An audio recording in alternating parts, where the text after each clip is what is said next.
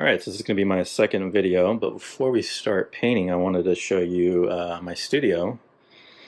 So this is my main studio, this is my art studio. In the last video I was working at the salon, so I have a studio over at the hair salon. But this is where I do my main work, and anyway, I thought you guys would like to see my setup. It's a little messy, although I did tidy up quite a bit, threw a bunch of old stuff away. But the art studio has always got stuff going on in it. This is the picture that we're going to be painting in this session, and this is a painting I took in Costa Rica. And so we actually stayed at this little hut here. We stayed there for a few days, and I'll talk about that later on, but that's the scene we're going to do today.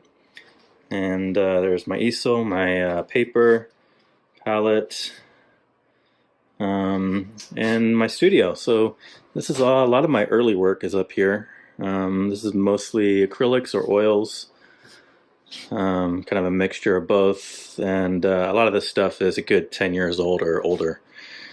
Completely different style. That one up there, that face, that's an oil pastel.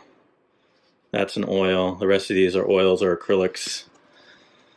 Yeah, so just to give you a taste of some of my earlier work. And up here I got some oil pastels. You can't really see them, but those are there. Some of my more favorite ones. So yeah, this is my art studio. And computer over here. Do all of my video editing here. And my backyard. Nice sunny day here in Portland. So yeah. Oh, and this one here, now this is an original by my great-great-grandfather, and that's an oil, and that painting's probably a good 100 years old. It's called El Niño Muerto, I think is the name of the title. So let me get close to it. You guys can see the brush strokes.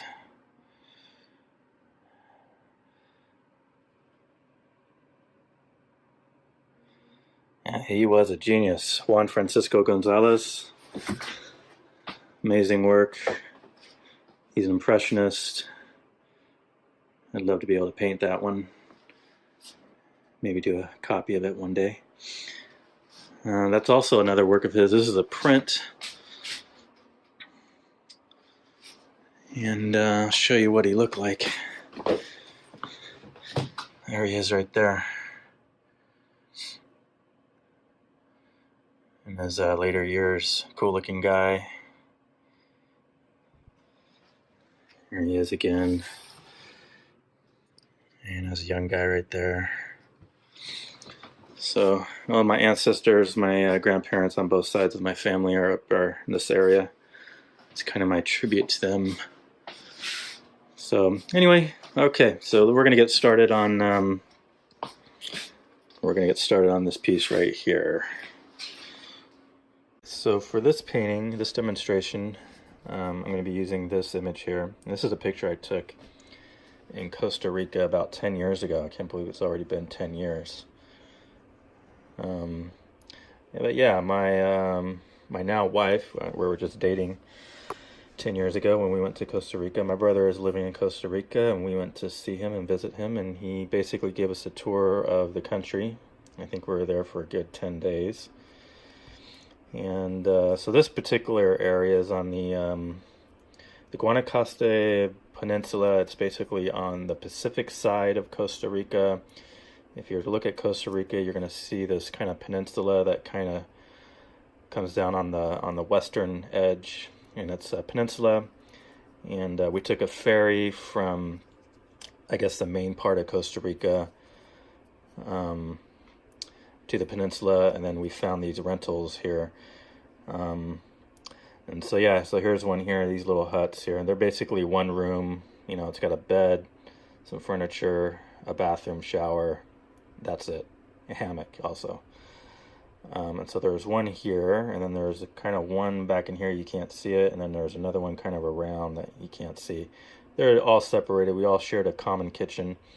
But yeah, we stayed here for a few days, and it was absolutely beautiful. And I really like this picture. I've never actually painted it, but compositionally wise, I think it works.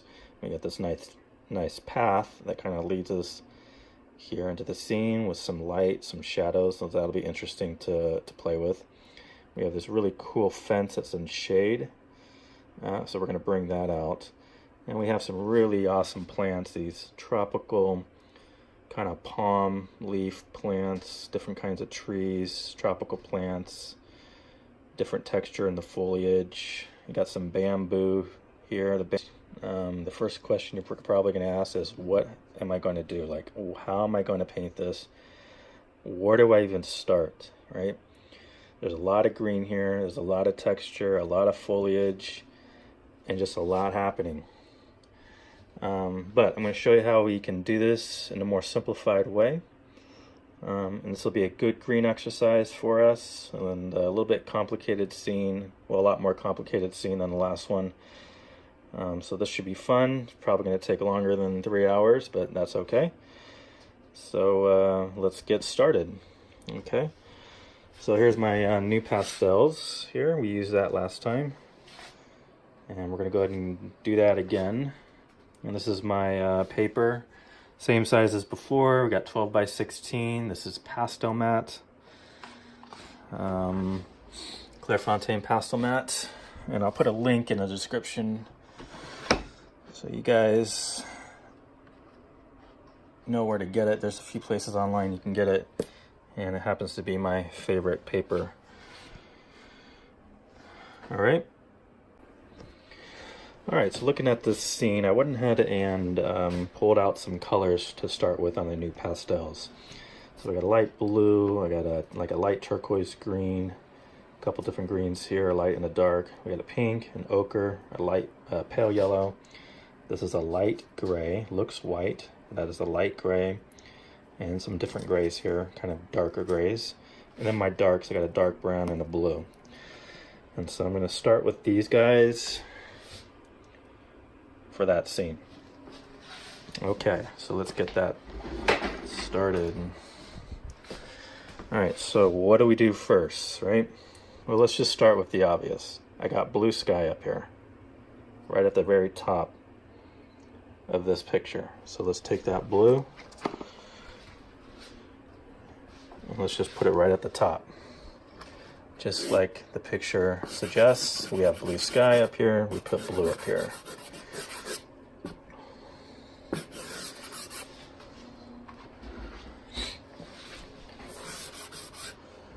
I'm just making sure my camera is on my work here as I do this.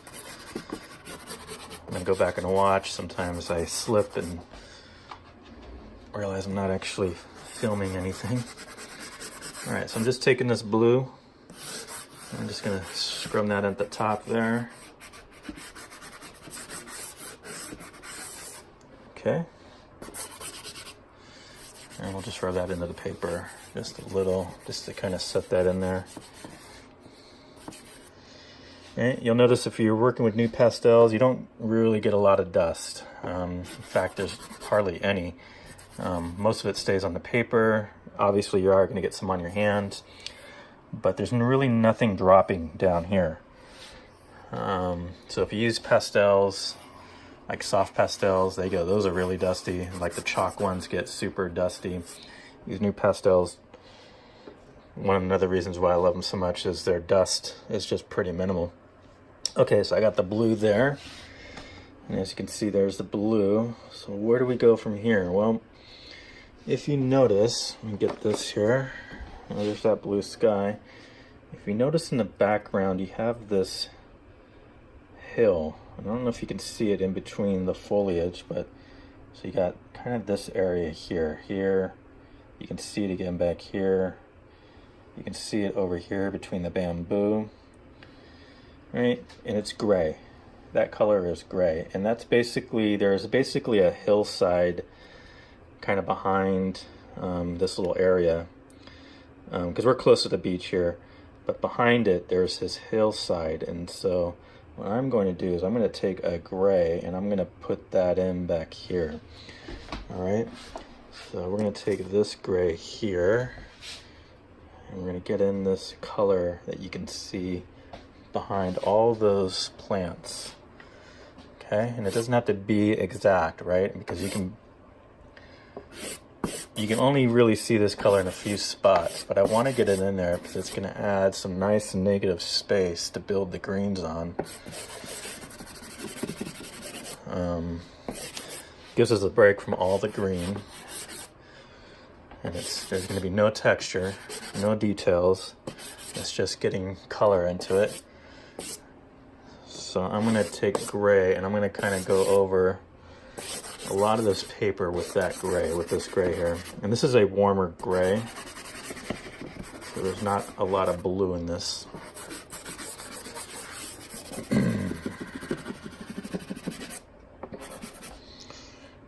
All right. So just kind of rub that in there. It's okay if it gets up into the blue. Remember, this is first layer, this is underpainting. At this stage, it's not about details, it's just really about blocking in some color and getting the composition and the sketch down. Okay, so we got that gray there. Now, I'm gonna kind of skip over these plants and this stuff, and I'm gonna get in this ground here, this ground. See the ground here where it flattens out.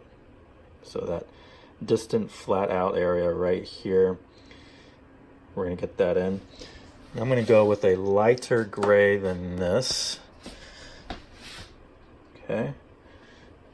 So that's about right here. And I'm just making a judgment call on where that kind of flat area starts.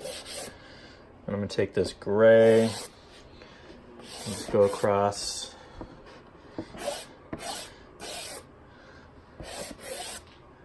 Kind of lighten up that gray. And we'll just put that right in here.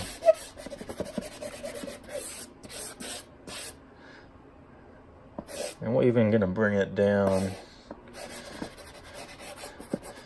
I'll just bring it all the way down actually. We're gonna go over this with other colors, but kind of light gray down here.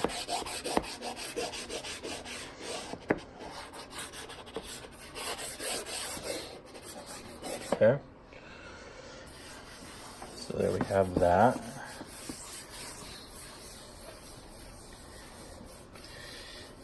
Okay, now I'm going to bring in, let's see, look at my colors here. I'm going to bring in this kind of a light turquoise green. I'm kind of define a little bit where that kind of back greens back in here. Now obviously you don't really see the turquoise. This is more of a value. I'm going to have darker greens on top, but back in here I'm going to put some of this turquoise green to try to indicate the distant greens. So the distant greens, the value of those greens aren't as strong. That's why I'm using this light turquoise green for that. Right, so we're gonna know where the green, the distant green trees, and then where that flat land area is gonna be kind of like right here. So we'll put some of that green in there. Okay. All right, so now I'm going to define some of these items here, like those little hut house thing, and maybe even the path. All right, so let's start with the path, just to kind of get the foreground composition started here. So you can see how the path, kind of the edge of it, kind of starts right here. And you can see the other side is kind of here, kind of in the middle of the picture, right? In the middle of the picture, it's kind of right here. And you can see the other edge kind of starts off the edge of the side there. And just kind of like where that path might be. And we got this dark fence here, but instead of using brown, I'm going to go with this blue for that. This is a blue. It's a nice deep blue, but we're going to block out that deep shaded area right here where that fence is, and I'm just going to take this blue and kind of block out where that's going to be. This area is in shade, and this blue color is going to help me remind me that this area is in shade. And we have some more areas in shade kind of on this right side above where that lighted path is, so kind of like here. We have some shaded areas right in here. These guys. We're going to take that blue, kind of bring that in there. Kind of goes across.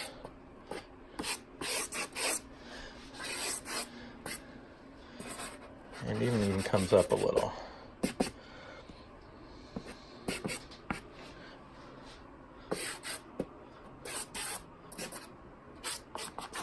Okay. And I'll take this light gray. This is a really light gray. Almost looks white. And we'll kind of reinforce that little lighted path here that kind of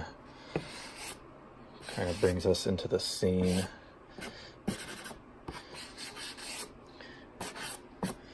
Okay. And I'm going to put a little bit of green into the grass in that flat area. So I'm going to take this really light green and kind of just get that in there. And this will give us a little bit more definition on that flat area and where it actually is. I want to make sure it's flat. And it kind of comes out over here.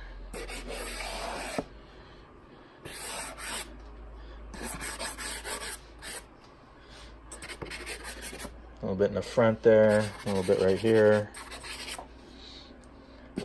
Maybe some over here. Oops. I drop these things all the time. That green in places. There we go.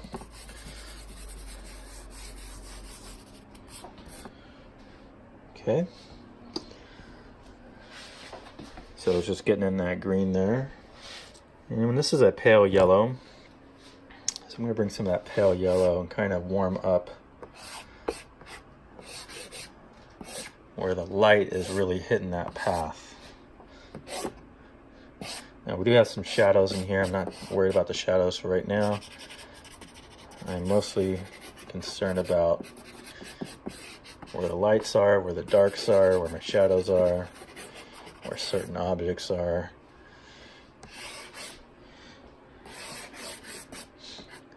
Trying to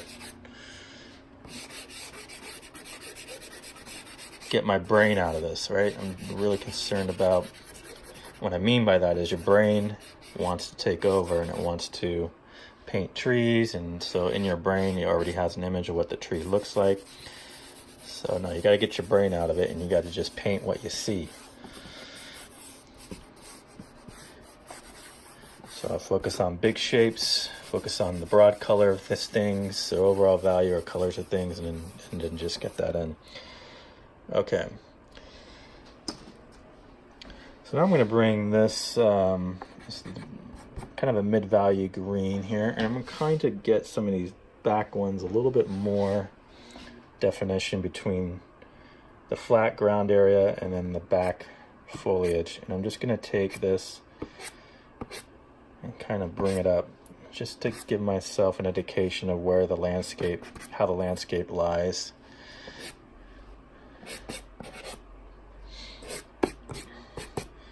Get some green back in the background area. And then we have a plant here that kind of does this. One of those tropical plants. I don't know names of them, but they're really cool looking. So I'll kind of etch that a little bit. Maybe there's pieces of it. Looks like there's pieces of it coming out the other side of that fence. Okay, and then where that little house is, we do have some foliage, and it comes out like this.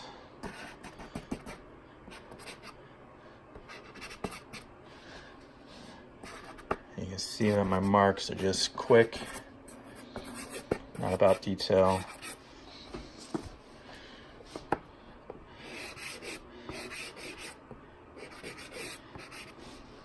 Making sure that's flat. I have to fix that a little.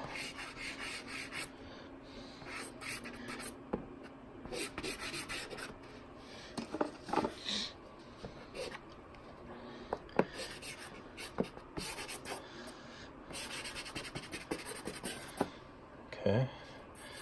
You can see here the lights and the darks here. I'm kind of trying to mimic the lights and the darks that I see. Get an idea of what I'm going for here. All right, so let's put in the little house, just a quick. I'm gonna use that brown for that, even though we don't really see a lot of brown in the house. It's pretty light if you look at it.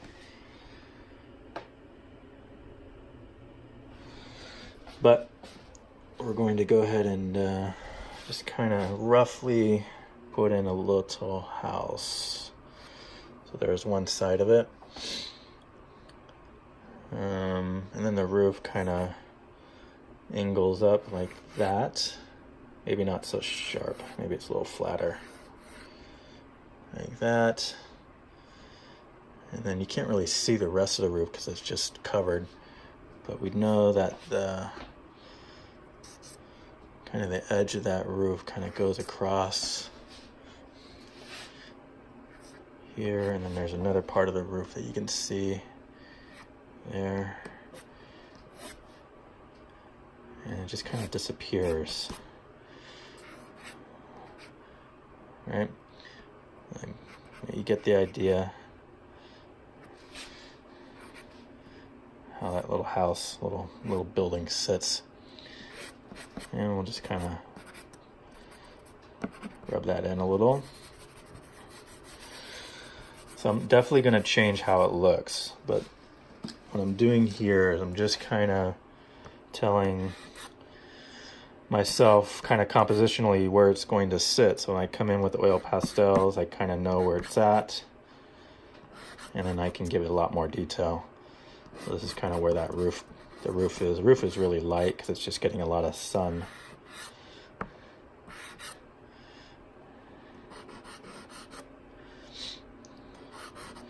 So just a rough indication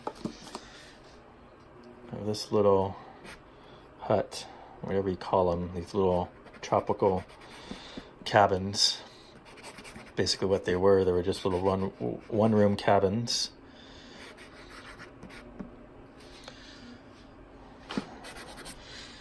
And there's tons of iguanas all over this area. Huge iguanas.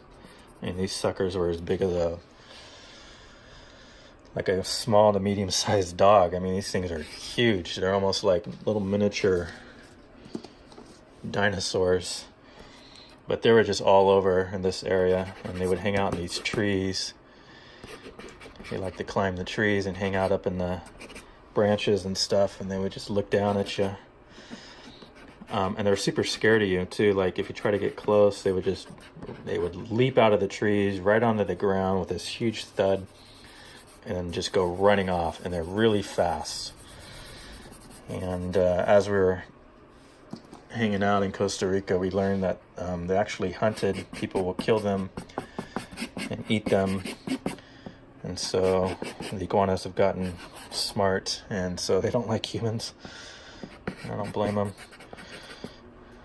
So I'm kind of reinforcing the darks here as far as the shading goes. There's a lot of shading right in here. I'm not going to get too detailed here, but just some indication where some shade's going to be.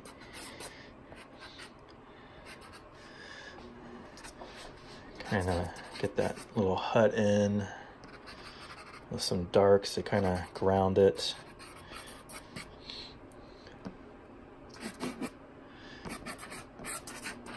Okay. So we're just kind of slowly building out the scene just by reinforcing the light areas, reinforcing the dark areas.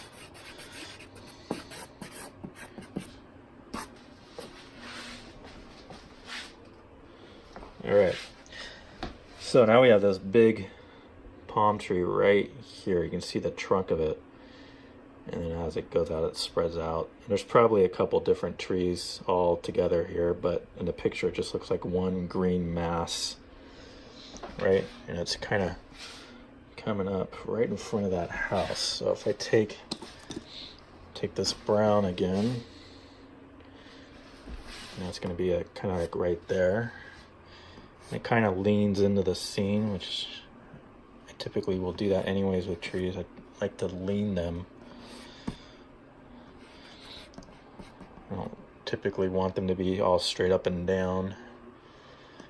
But this tree goes up.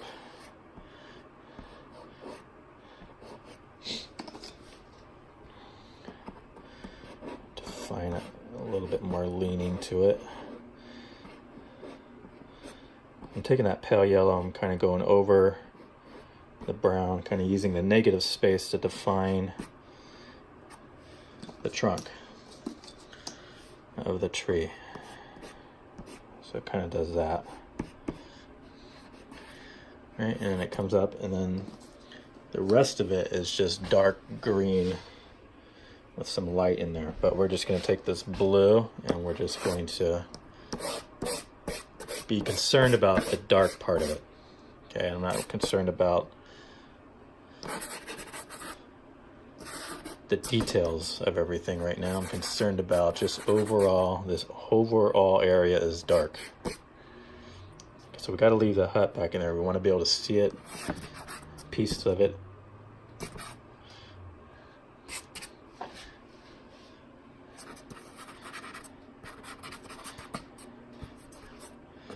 It kind of does something like that.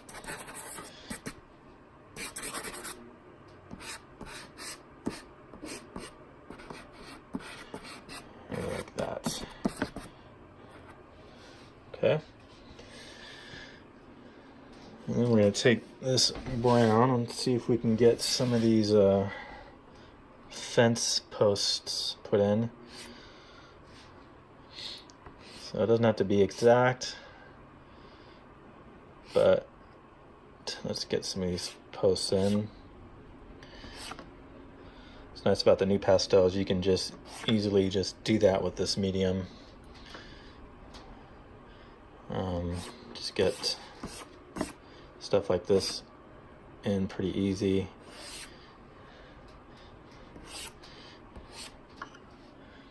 Okay, just quick, right?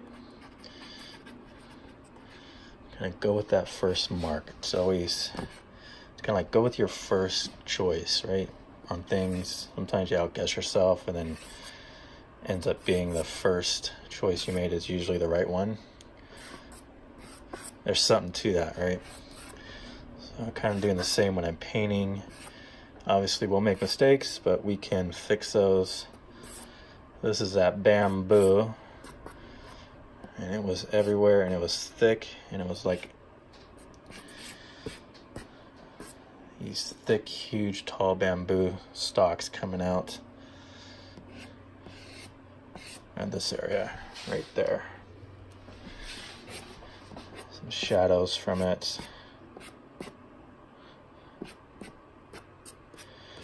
Okay, you get the idea.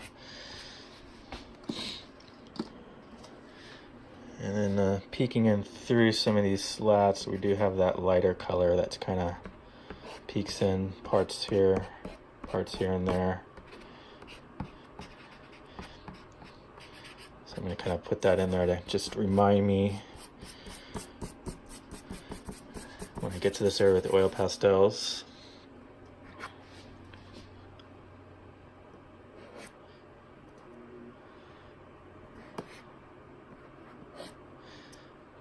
roof line back there. I don't want to lose that. Okay. Now let's see, I'm going to bring a little bit of pink. So we don't see a lot, but there is going to be some pink. I like pink for light. I think it's a good warm color for light.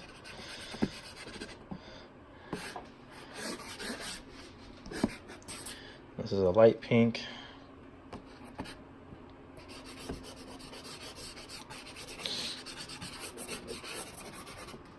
Get that in there. Here's an ochre. Put some ochre into the bamboo here a little bit. It does have this ochre color to it. And maybe in here, because of light, the way the light, obviously our sun's coming from this angle here. It's obvious because of our shadows here. So the light's coming here.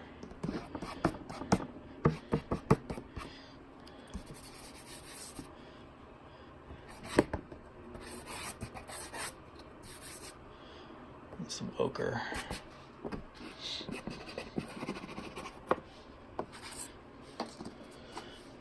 All right. So this is the first layer. This is the underpainting composition. You work out your composition. You work out your underpainting. This is the stage where you work out those things so that when you get to your oil pastels, you can just go with it. Spend time in your sketch. Spend time on the underpainting, make sure the composition is working right. You know, if you got detail sketch, you might want to put a couple of those details in.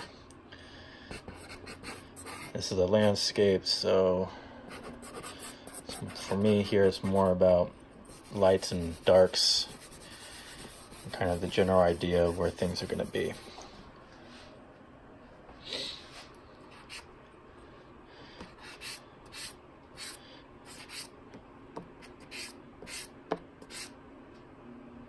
Make these a little darker here. I'll probably change it as I get into it. But let's take a look and see how we're doing.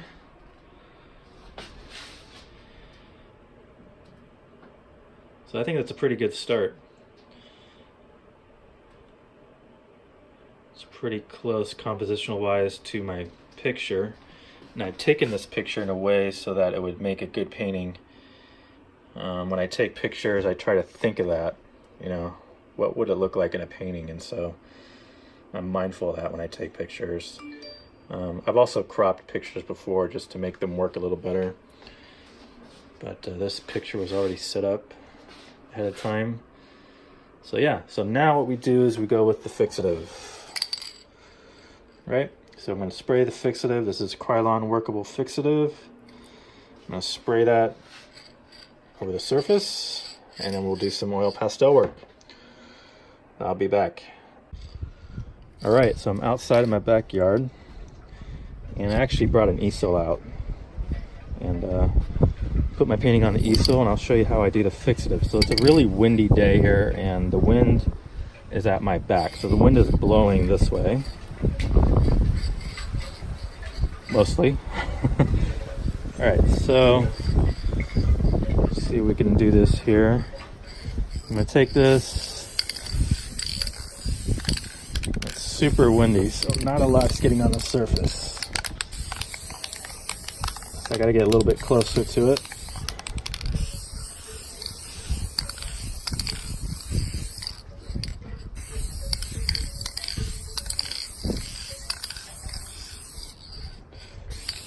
And of course, as you spray fixative, you can see the colors change. Everything kind of gets darker. Make sure I'm getting good coverage. Now, normally I wouldn't do this much, but it's so windy. I just want to make sure I get the stuff on the paper. I think that should be good. I can kind of feel that gritty. All right. So quick demonstration on fixative. And it's being a windy day, I had to do a little different. Normally what I do is I'll lay it flat like this, and then I'll spray like this away from it. Alright, so there it is, fixative. Alright, so we're back from doing the fixative, and it's dried up. I gave it a good 10 minutes. And I got great coverage on it. In spite of it being so windy, I was able to get good coverage with the fixative. So now we got a nice gritty, light sandpaper feel to the surface, and I'm not getting too much color coming up. There's a little bit, but a little bit is okay. All right, so let's get going with oil pastels. Here's my oil pastels. And I started pulling color out, so I'm going to pull out my grays. So we know we're going to use gray. So, and I kind of restocked up on some of my grays here. Here's that chocolate gray, that khaki gray that I like so much. This is a new gray that I found. It's a Nupastel. And it's kind of a yellow gray. Very light yellow gray. So maybe we'll use that. We don't know yet. And of course, this is a good light blue gray and a silver gray. And then there's white. Not going to start with white, and I would recommend that you guys don't start with white when you're determining your light values. Try to do it with a gray or a light blue first. Same with the darks. You don't want to start off with it dark, dark, dark. It kind of starts somewhere in the middle and then kind of work it from there. Also got a brand new colorless blender stick. So this is what it looks like brand new. So you can see the size difference between a grand and a regular size. You can see how big these are. So hopefully this will last me a few months. And I got lucky. When I went to the art store a couple days ago, they had one left and I snagged it.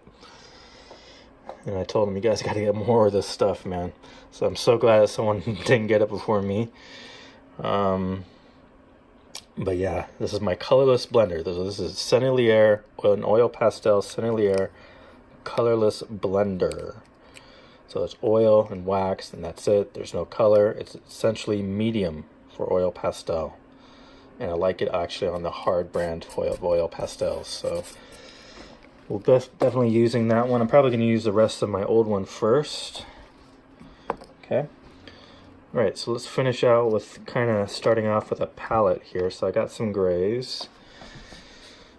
And we know we're going to be using blue for shadows. So I'm going to bring out some of these Prussian and Sapphire blues for that. Also going to bring out a dark green. This is a Nupastel, and I picked this up also a couple days ago, but it's got a nice kind of a bluish green. I think it's going to be good for shadows, so we'll do that. And I already got some green grays I pulled, so those we'll use those. Here's a warmer green. Kind of bring some of these values out. These are really strong, so I just need to be careful.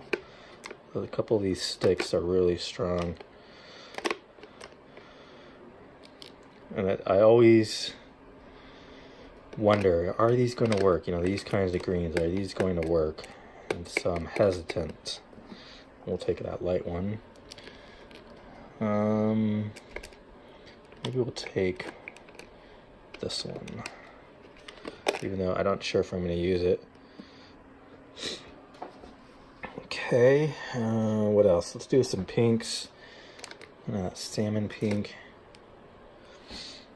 Alright, do that pale yellow. You can see kind of a similar palettes coming up as kind of the last one. Very similar. Similar colors. Alright, and ochres. Probably stay away from the ochre in the beginning, but I'm going to bring in a lighter brown for that fence. Okay. Oh, sky blue. Sky blue.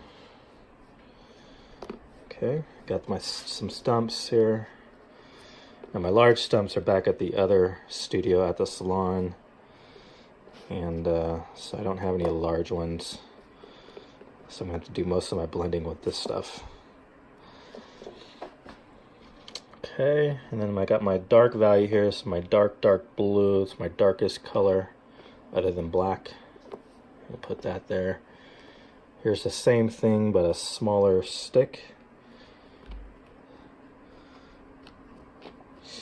Okay, and then we'll just go for a dark brown, kind of help out. So we'll save those darks for kind of try to do that later on in the painting. The initial darks, we'll be using these this brown and this blue for that. Okay, so let's start. I'm going to start at the top. Start in an obvious place, obvious for me. So that's sky. And I'm going to clean my hands before I begin here. Make sure I get sky blue in the sky. There's my sky blue. This is a Mungio, by the way. Alright, I'm going to go ahead and rub that in there. Now, I'm not going to use any blender for right now. I don't have a lot of sky. You see, it's just basically like an inch and a half of sky. If I had more sky and clouds, I would be using a blender to move all those colors, but I don't have a lot of room up here for the sky, so I'm not going to use that blender right now. First thing I'm going to do is just get the color into it, and this is a brand new light blue Mungio sky blue that I just pulled out. So when I order my Mungios, I tend to get 5 at a time of the same color. And so I get a little box. It comes in a little box. And it's 5. So I have 5 of these. I got a bunch of grays. That way when I run out of one stick, I don't have to order it right away. I actually got one waiting for me. Because the only way I can find Mungios is online. I can't find them at the art store. I believe it's a brand that's made in Korea or Russia. Somewhere in Asia. I'm not sure what country exactly. Could be Japan. I can't find it at my art store. And I've been to a couple of them and I can't find it. So I'm just taking this blue and just going over the Nupastel with that. When you spray fixative on top of pastel and Nupastel, the colors get darker. The value of the color gets darker. So I haven't seen that with oil pastels that happen. It's more of an issue with the soft or hard pastels. Maybe because it's a dry media and then you're getting it wet, where oil pastels are kind of already wet because they're oil. Could be the reason why they don't change.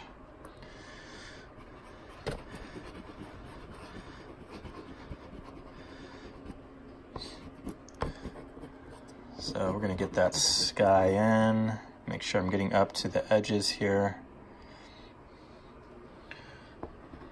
Make sure my camera is on my work.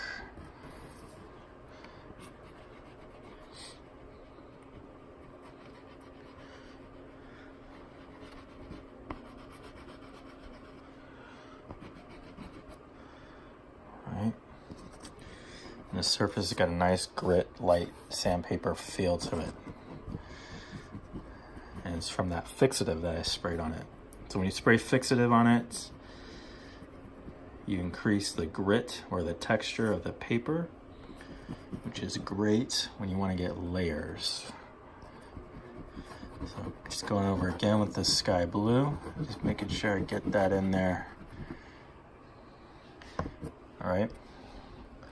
That's pretty good coverage. I kind of went down into the gray a little bit, which is fine because we're just going to cover that up. Okay.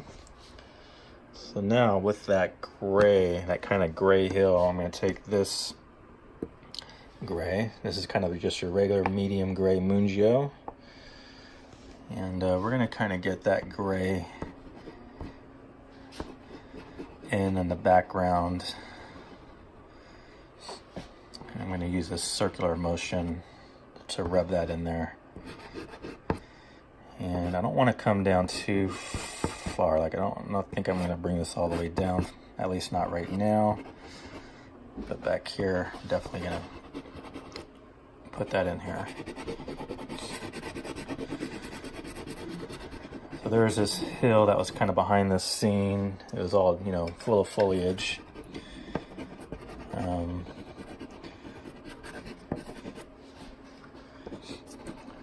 Full of plants and trees and things. Because this was flattened out, and then you had the beach. The beach was kind of, this path actually led you out to the beach and to the ocean, which was maybe like a good 100, maybe 50 yards walk from these little huts that we were staying at. And faced the Pacific, so we had the sunsets in the evenings to look at, and beautiful sunsets in Costa Rica, just beautiful pink sunsets. And the Pacific side of Costa Rica is very popular with the surfers, kind of internationally known as a good area to surf. Big waves, not expensive. Costa Rica is not a very expensive place to travel or visit. And it's just beautiful. But there's surfers from all over the world that like to come to this part and do some surfing. So there's a lot of surfing schools,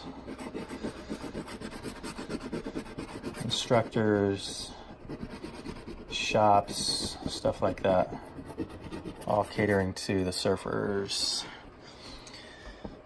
And I'm not much of a surfer. I've tried it a few times. I actually can't really get up and stand. I've gotten on my knees and then I just fall right over. And then you just get tired of battling the waves, but it's fun.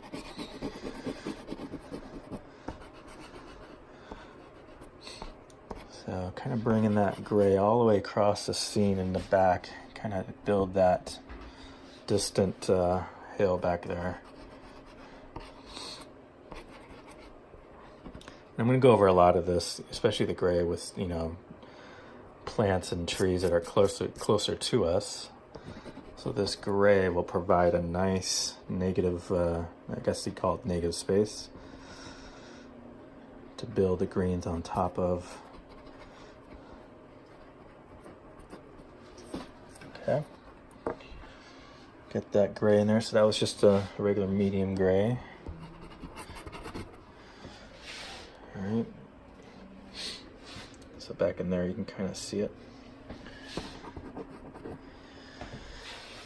Okay, now, next step is I'm going to define the flatland area. And I'm going to bring in a different type of gray. Maybe this, we'll try this yellowy gray, just to see what it looks like. Might be too bright. It kind of almost looks white. Just kind of define the land here as it lays flat. And it was really sunny, really hot, warm, sunny day. It's pretty much most days are hot and sunny and warm in Costa Rica. Very humid. But when you're next to the coastline, you can deal with the humidity because it's you can feel the breeze is coming from the water. So yeah, you're sticky and humid all day long, but you know, you're in paradise, so It doesn't feel like you're suffering at all. So I'm using this, this is a very light gray that has yellow into it. It's a Nupastel. And I'm putting in the part here. See this really light land area? I'm kind of defining that right now. Kind of where that's going to sit. And there's some greens mixed in there, so I'm not going over every part of it. But definitely where that light is hitting this part of the scene, we're using this gray for.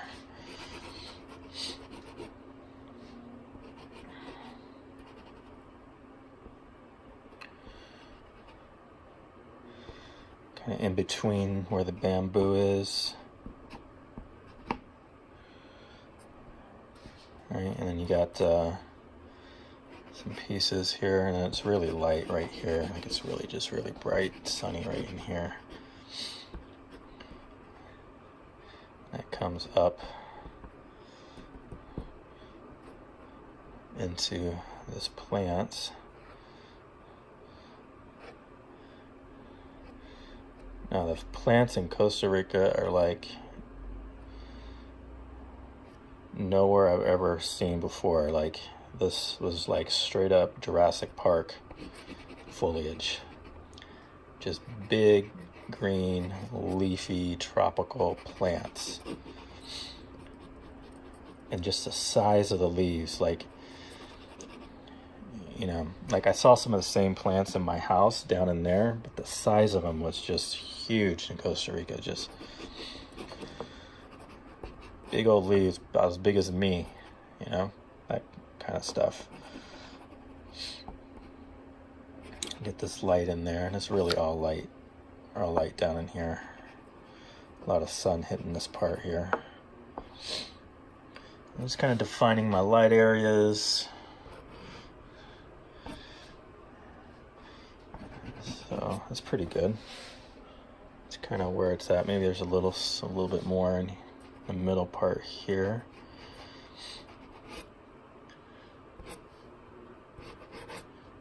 So I'm putting oil down. You can see the texture of it as I go across. You can see how that grit kind of acts as the sandpaper, kind of pulls it off for me. Kind of coming back in here, just making sure that's flat. I don't want it to slope much at all. A little bit's okay, but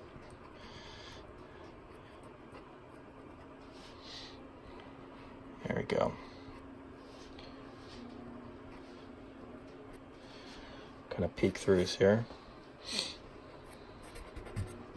Okay. So that was this light gray. It's got some yellow in it. I'm actually really liking it. All right. And then we got some greens that are kind of mixed in there, and I kind of already have it with the Nupastel, but I'm going to go over it with these green grays. So this is a green gray, and it's actually pretty dark. So I'm going to have to lighten this up. But we'll put the green gray down first.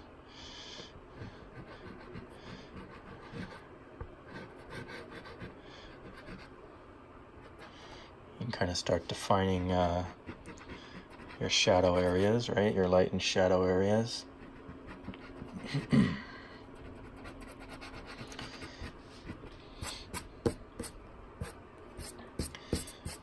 The surface is really dry. It's from that fixative.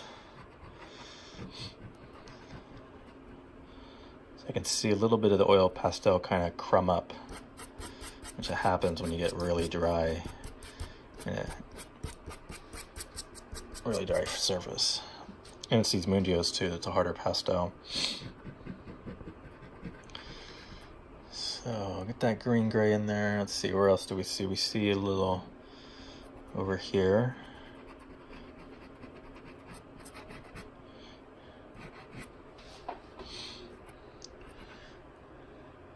And a little bit over here.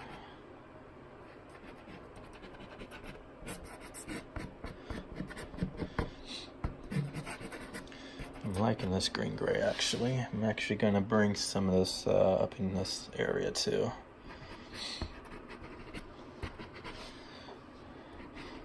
It's a nice green, it's not going to pull forward, see me.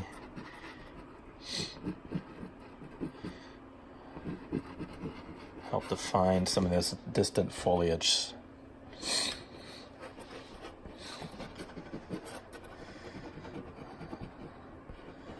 So it's good to do a painting that's predominantly green every once in a while. I think it's a really good challenge. It's good practice. It's difficult. I find that predominantly green images, paintings, I find them difficult sometimes because it's just difficult with the green, so you're not going to get realistic looking greens sometimes. So I felt this was a good exercise. Now I'm going to probably bring some blender here just to kind of smooth out some of this here, but right now we're just focused on getting that color into it.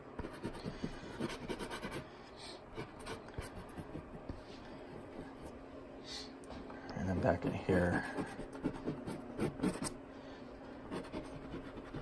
kind of go over most of that gray, because really you can only really see the gray in these parts right here.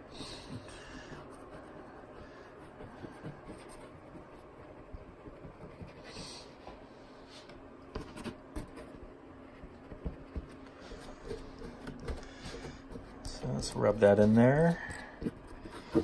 And I'm going to bring some blender. So I'm going to take this blender, it's already put the color down, and I'm just going to go over lightly. Drop some oil, some medium on top of that.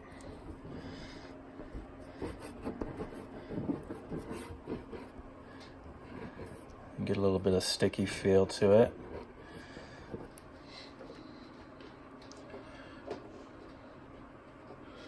And grab, this is a very old stump, but it should work. Here, and just kind of quickly, I'm not going to do a heavy blend here. Or I don't consider that heavy. There's sometimes, like, especially with water, I'll do a lot of blending and a lot of oil. And sky, I notice when I do sky and clouds, I do the same thing. If I do a lake, or like a pond, or a very calm river, and I do a lot of blending into the water.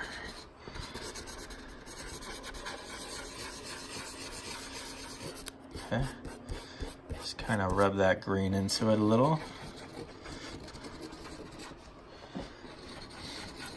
I'm just building this painting up by layer after layer. Start with large shapes of things, just block in color, and then as we build, as each layer builds, the color gets more defined, the shapes get smaller, and then after a while you have yourself a finished painting. So this is the technique that I've been using on landscapes. I notice when I do portraits, it's similar but a little bit different. So I noticed that with different scenes, I do them a little differently. Alright, so I'm kind of just making sure I just get into the paper and I just kind of cover a lot of that paper up. I don't want to see the paper underneath these colors, so focusing on that and just kind of getting a blend going. Okay. And down in here, I didn't put any blender down here, but I'm going and just kind of rub those in.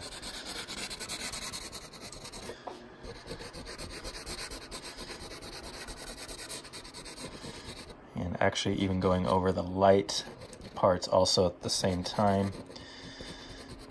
Kind of rubbing those into the paper. And then doing this horizontal motion down here, and there's more of a circular motion up top.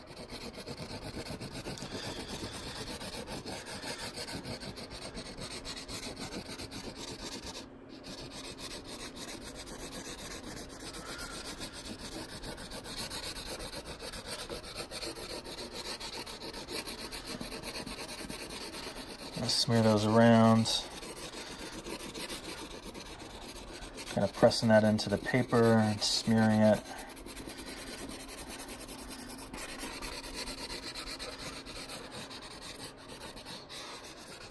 Okay, get the idea with that. So I'm noticing my marks up here are more circular, and down here it's more horizontal. So I'm trying to stay true with how the land falls. Was, you know, when you do your marks, if you can kind of follow the land with your marks, I actually think that helps you make it look a little bit more realistic. And it just helps your mind kind of flow with it too. Okay.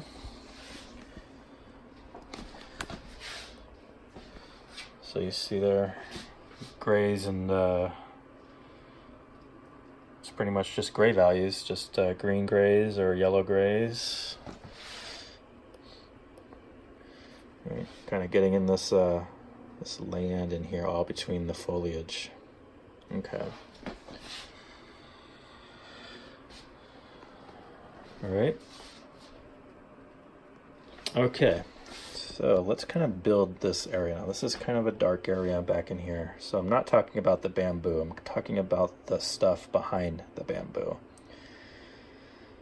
And we've got just darker values. We have darker greens, lighter greens,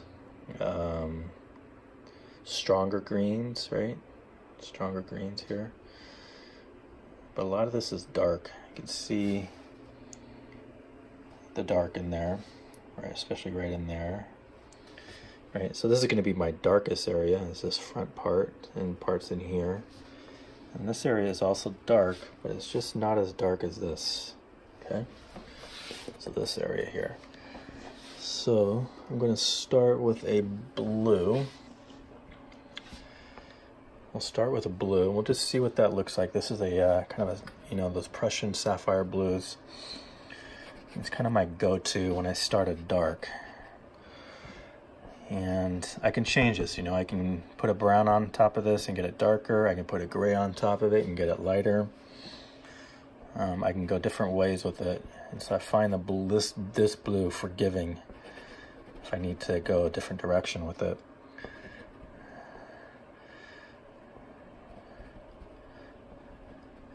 So make sure I get up into the edges there. And we're going to kind of go up. Maybe looser up here, not so much dark. Kind of a little bit more application, kind of in this deep area right here. It's kind of right here. You can see it's not so dark as it gets up there. All right, so you can see that blue go in there. Now blue always looks darker when it's, you know, when it's photographed or when it's filmed, right? So this blue might look darker to you than the one I'm seeing. But it's basically that Prussian sapphire blue. And this is the Old Moon Joe I've had for a while. And I do have lots of this color in stock, so I can just get another one if I run out. So I'm finding the dark area and just kind of scrubbing this blue into that dark area. I've got some shadows that come back in here. So notice I really haven't drawn trees yet. It's really just the light and the dark areas.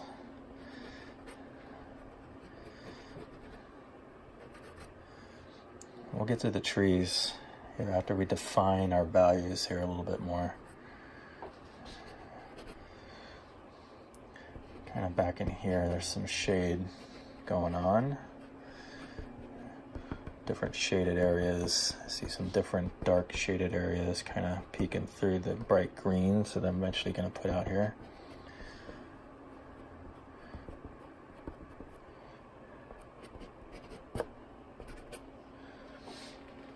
And you can see what that blue does as far as changing things up. You can see it starts defining the shadows there a little bit better. And let's put it down here too. There's some shadows going across this little path down here.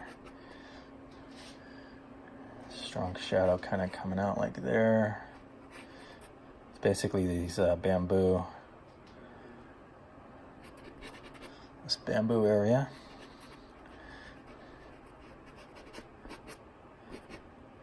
Put a little blue down in there. Then over here, so I got really strong blue here. Let's get some back on this side of the painting, just so it looks a little bit more balanced out to me. I do see some dark here. And then this back part, where it gets real thick at the base, there's darker shade in there.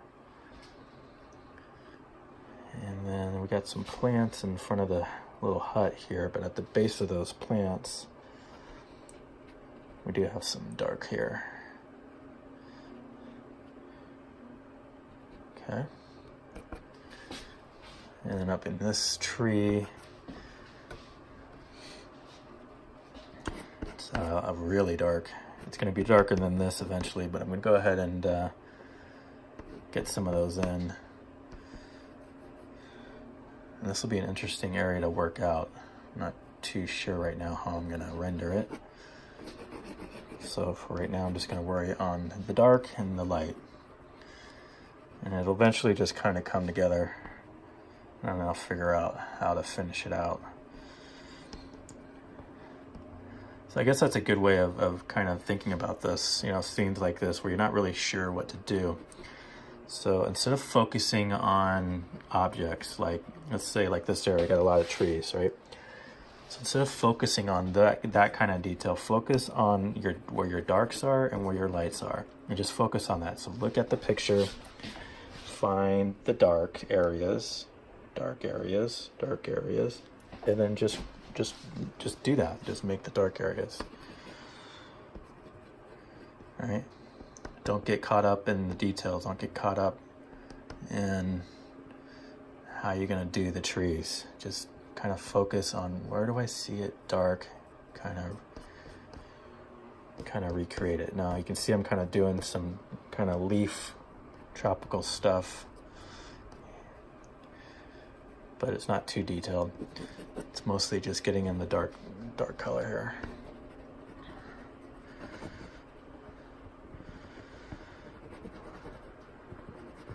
So your left brain just sees objects, identifies objects. Your left side brain that's what it does. It's the logical part. And it already has a picture of what a tree looks like, and then it just wants to take over. So instead, you just have to paint what you see, what you actually are seeing, and not what you think you see. If that makes sense. Okay, so I'm coming down into the tree here, and I'm going to keep going, but I'm going to change it to my dark brown. And I'm going to put in this trunk using this dark brown here. This is actually a Nupastel dark brown. Sometimes it's a Mungio dark brown. I find that either one will work. The Mungios and the Nupastels, a lot of the colors are kind of similar. Like I noticed their blues and their browns can kind of get similar colors. Kind of parts of this plant kind of branch out a little.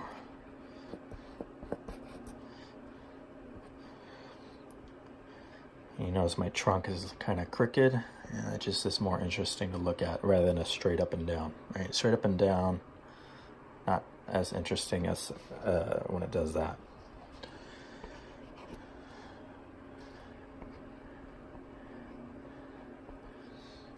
And bring some brown up into this area.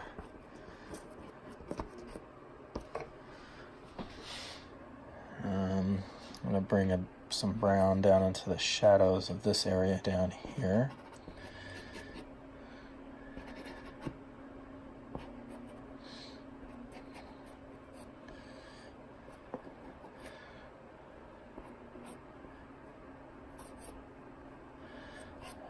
Okay, it's kind of shadow going on down there.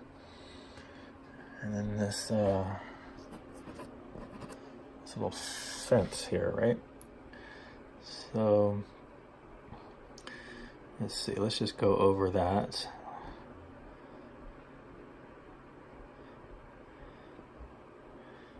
Make these little slats. This is kind of an old fence, so I'm not going for perfect.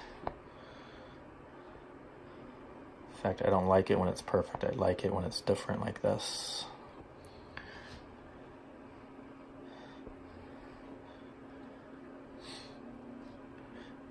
Okay. I'm just kind of looking at my picture here to make sure that where I'm putting this dark brown, it is kind of a dark brown.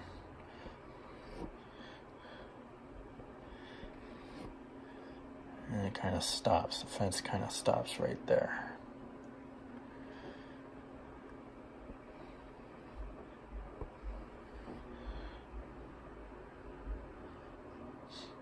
So I'll bring that up.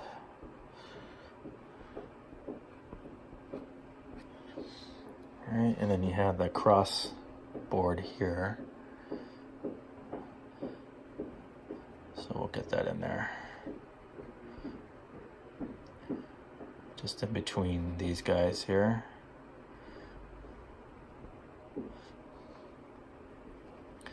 This area is in shade, right? So it's a heavy shaded area here. Can't see a lot of details. One of the drawbacks when you're painting from a picture is your darks it's just hard to see what's in it. So you got to kind of use your imagination a little bit. Kind of, you need to see into the dark, because if I was here doing this scene plein air, I would be able to see a lot more details in the shaded areas than by looking at a picture. Okay. So you can see that little fence there. All right, now some of these bamboo, I'm going to get some of these in there. I'm going to use the same brown, and kind of more interested in the base of it. Kind of where the bamboo kind of starts here out of the ground. You can go up a little ways. You can see I'm using basically this whole stick to kind of draw that out. Another reason why I like to take the papers off is you can use them. It actually helps you draw, I think, better when the papers are off. It's messier, but I actually think it's easier. You're not fighting the paper. So maybe we got another one kind of sticking up, but it's kind of going this way. And we got one here that's kind of coming at a sharper angle. It goes like that. And we got some behind it there.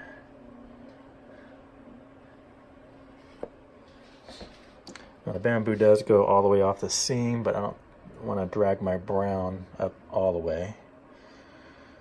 I'm more concerned about it down here.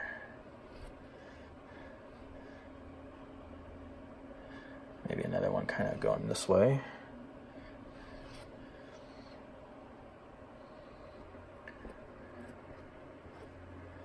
Okay. So you can see I'm building out the values, right? I'm getting the darks in, getting the lights in. Not concerned so much about details, except where I would put in the fence and some of the tree trunks here and the bamboo. All right. So let's rub that out. Let's kind of rub out that blue a little bit. So I'm going to take the same stump that I was using before, and I'm just going to rub that around. And we're just going to kind of rub it out. Now when you rub it out, the blue changes, the value of the color changes. It actually gets lighter in value, not so it pushes back the color every time you blend, changes things like that. But obviously this dark here is darker than this dark, right? So this will kind of help me with that.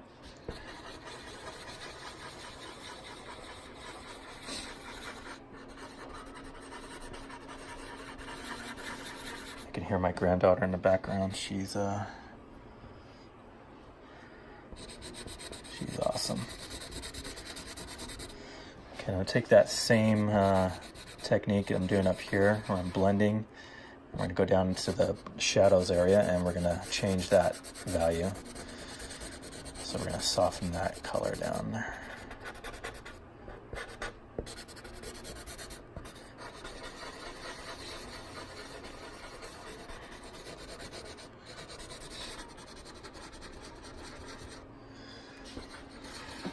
Yeah, my granddaughter, she loves to come into the art studio. There's so many things for her to see and touch. I have to be so careful because it's all toxic, right? And these paints stuff isn't child friendly. So I gotta be very careful when she's in here. Make sure she's not touching things and putting them in her mouth.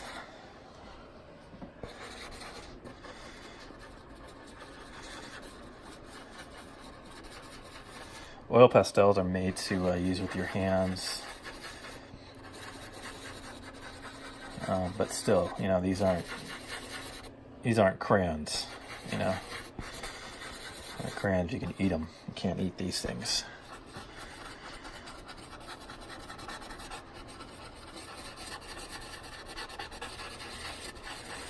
All right, so we're just kind of going over the blue in some parts. I'm kind of keeping it the way it is, where I know it's darker.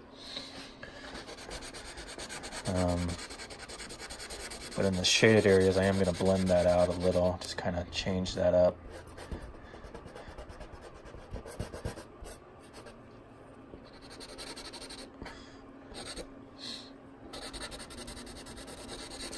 I work in layers, so each layer just gets a little different. You get subtle changes each layer, and every time you do that, you know, your image just slowly builds up, builds up.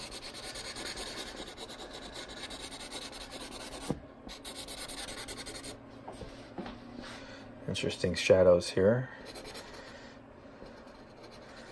All right, so here's that brown that I put in, and I'm going to go over, kind of push that in as well.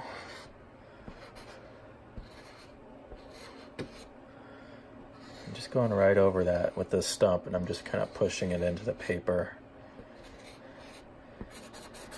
smearing it into the paper there.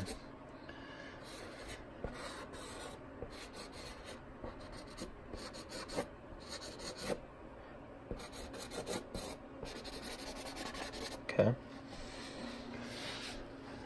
And we'll do that a little bit over here as well with this tree.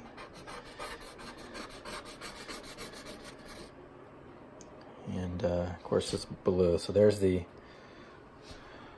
it looks like when you blend it. And here's it when you unblend it. So if I blend, it should start to look more like that. You can see how it changes.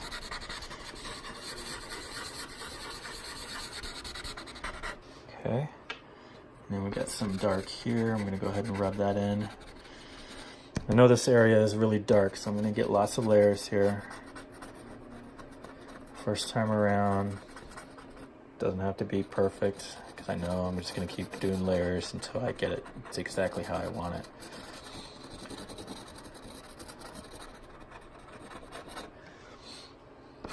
Kind of define some of those tropical leaves a little bit, some of that palm tree stuff.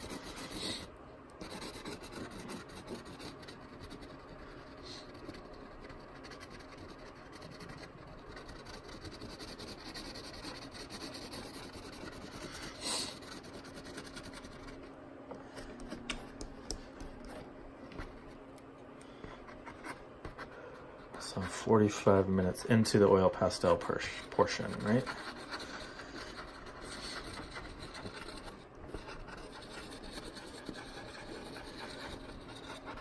So I'm using a stump and then my thumb kind of also helping with just kind of smearing and pushing into the paper.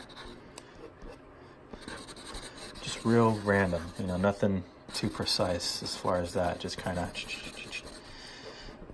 push that in. I haven't used blender up here. I've used a little bit in this this area right here, but not up here. I am being very mindful of how I use that blender, when I use it, when's a good time to use it. The thing is with blender, that colorless blender, is if you use too much early on, it become a problem when you try to get layers, right? There's just too much oil. So early on, I kind of am leaning towards using less. Now the only exception to that would be if I'm doing a mostly sky painting, or if the sky or the clouds is a large, you know, an important element of the painting. Same with water. I'll tend to use more blender for stuff like that. All right, so there's that. You can see how both scenes are starting to come together here.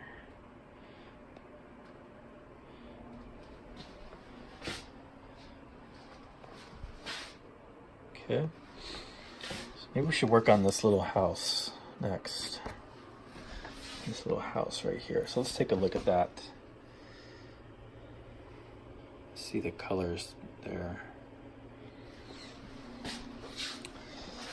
So let's see if I have anything like that. Well, this khaki might work, and this chocolatey brown, like a milk chocolatey brown, might work. Let's just start with that. So let's define this house a little bit more. Kind of build it out a little.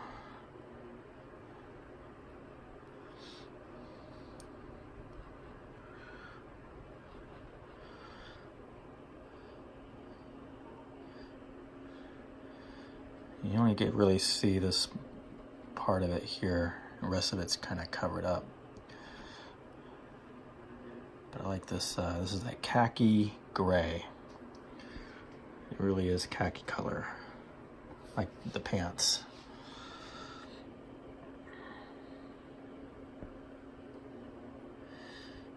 Here, and then that kind of comes up a little on this side. Kind of like that.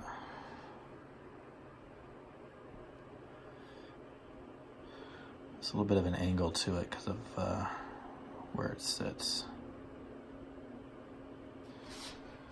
Something like that. And then we got the roof. So we're gonna bring a different color for that. So let's try a, this is kind of a light gray. This is a light gray, but it does have blue. I often use it for sky. But we already got that in there. So let's bring in this roof here. Kind of figure out the pitch of the roof.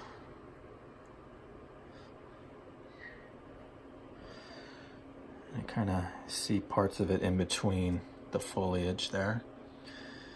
And this pitch here. I don't want it too vertical, but I don't want it too flat.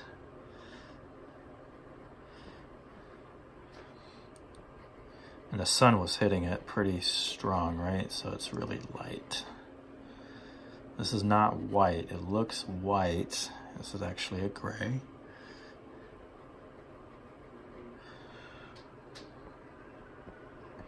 You can see it kind of working in there. Maybe you can see a little bit over here. Pieces it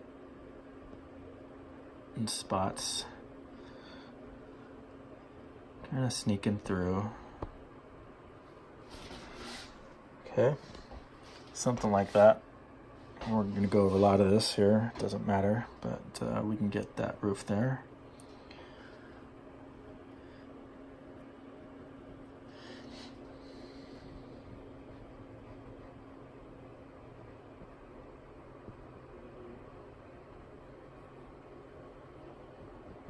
Okay. Now let's get a dark underneath the roof. You got to get some shade going. And let's see, what dark should I use for that? Should I try a dark gray? Let's just see what it looks like with a dark gray. Might be too light, and it is. So it's not dark enough for me. I want it darker than that, actually.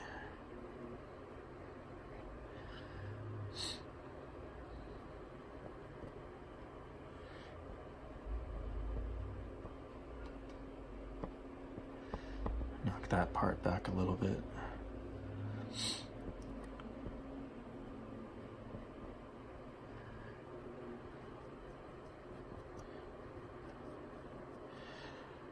Try to find on the roof a little more maybe with it. So there we go. Let's try this brown. Let's see, I got two browns here. Got that brown, you can see that. I got that one, you can see the difference between these two here. Let's try this one, it's a little lighter. There we go. So I think that might be the right value I'm looking for.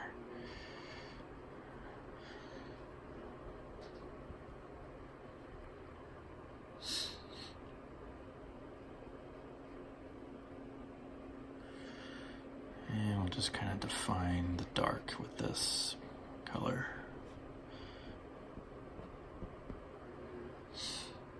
And on the roof, you can kind of see the angle of it, kind of right here. There's the way the roof changes. You can see an angle of it right there.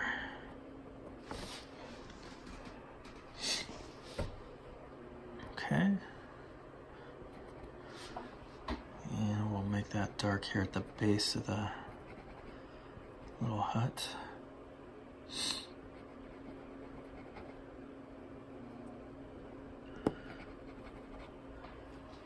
And there's going to be some plants here.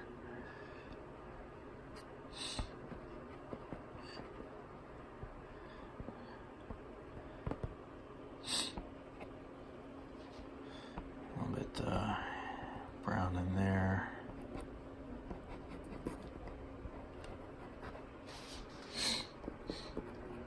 Okay, so the hut's got a little bit more definition. And then let's bring in a different color. This is a nice chocolatey brown. It's got some warm, actually warm brown.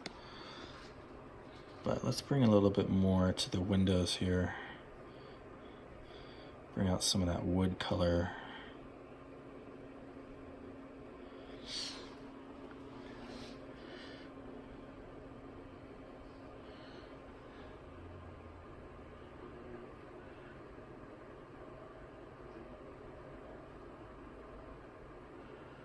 Okay,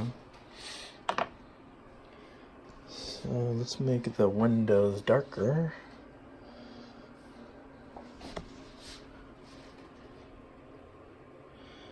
Windows a little darker.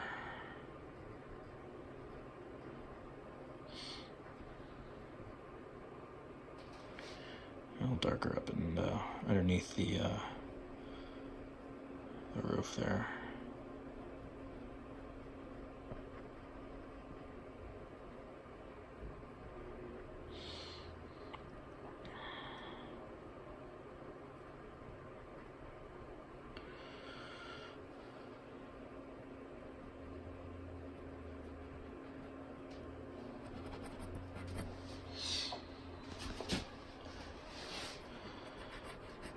So I'm spending a little time on this little house, but I kind of want to get that in there before I do the rest of the greens around it.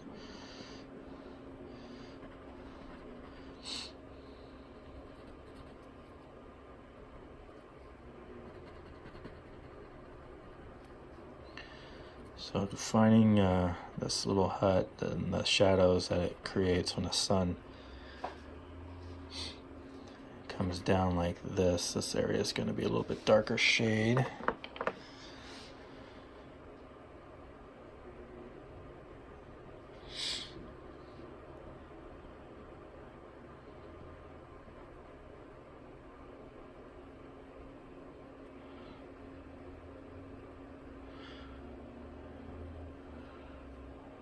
Okay.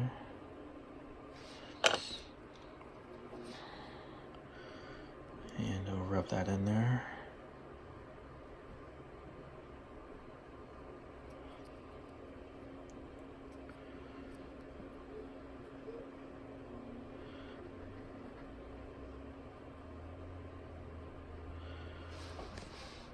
All right, get the idea, right? Maybe a little bit deeper shade.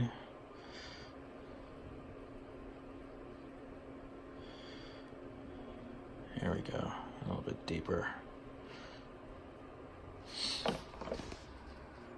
And a different stump. That one's kind of bending on me.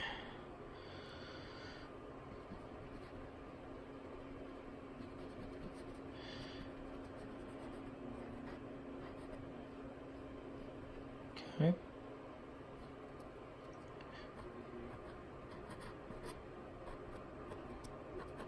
Okay.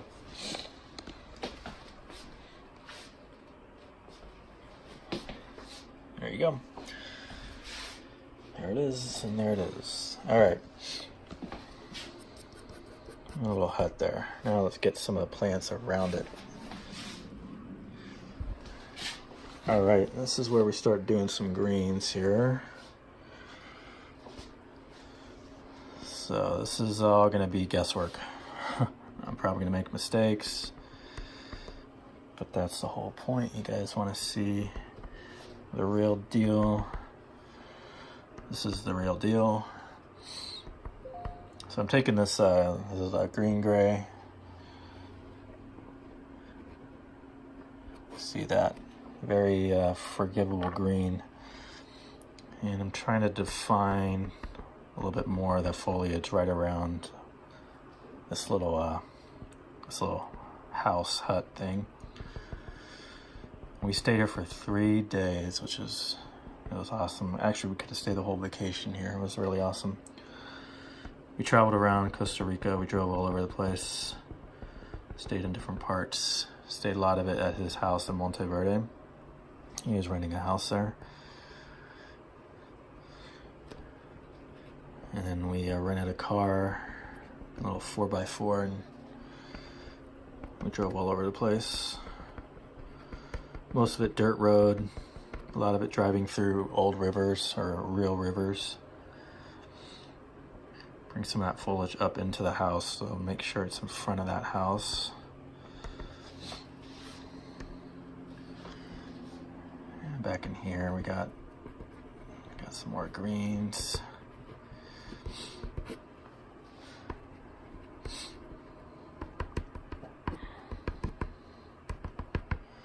Just kind of vary that up.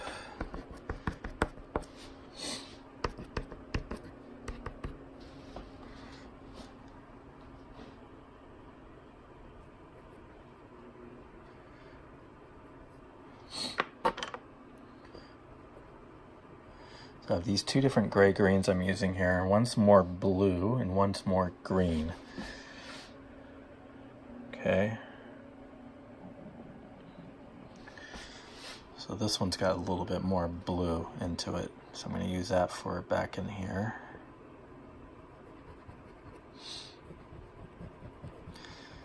And I recommend just get yourself a good variety of grays to work with. You'll find a use for it.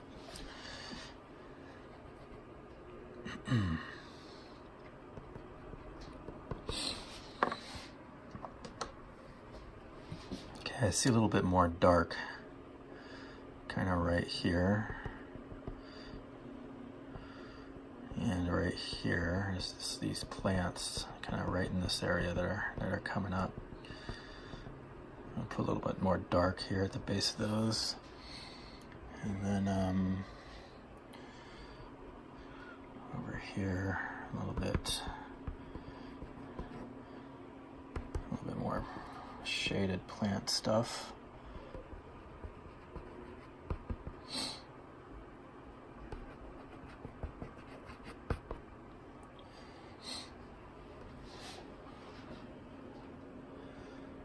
And just reinforcing, again, looking at the picture, finding where the darks are, and kind of going over that again. You can see my process. I just kind of go back and forth with darks and lights.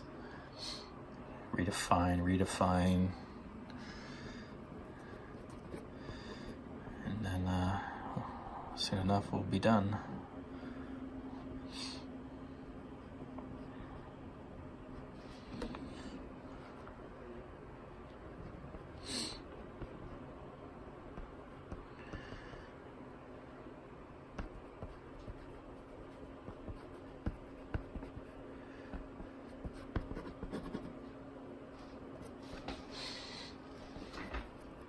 Okay.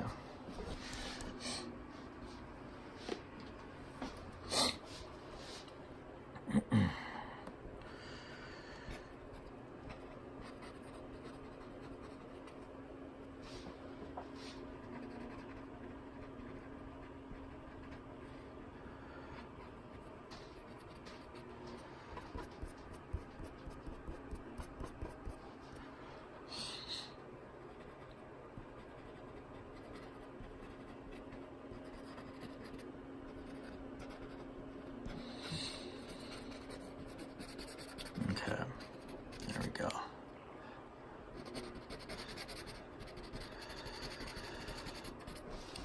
All right. Okay. Let me stop this first.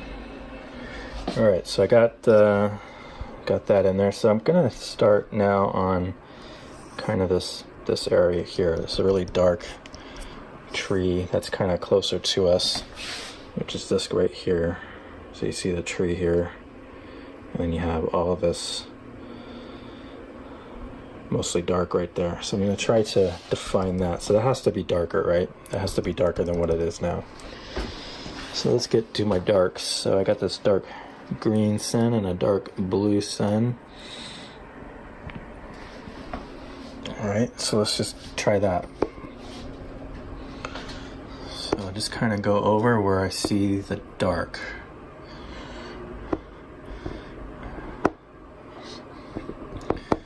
And this is a sun, so I'm now into my suns already at this stage, and it's because really I can't get any other darker than what my suns can give me.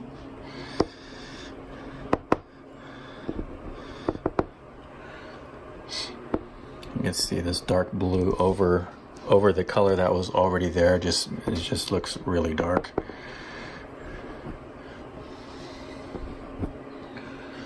And I'm just looking at my picture, I'm just finding those dark areas, and then just gonna put that in.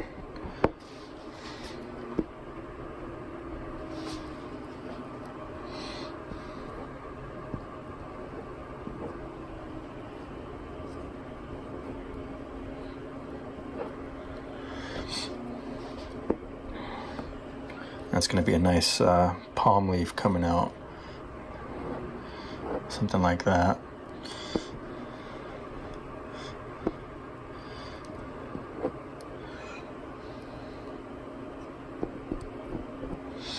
Alright, it comes down. Right, I'm going to go to a smaller, so this is a grand. And I do have the same color in a smaller stick. So these are pretty much the same blue. Okay, but this is smaller, so I'm able to get into tighter areas like right here, where I don't want to go over that roof. I want to leave some of that roof showing. But it's real dark in between.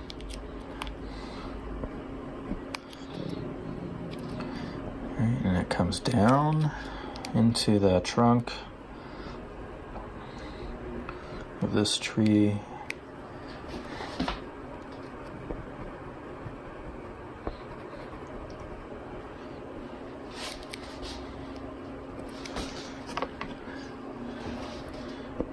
branch kind of thing coming off to the side like that.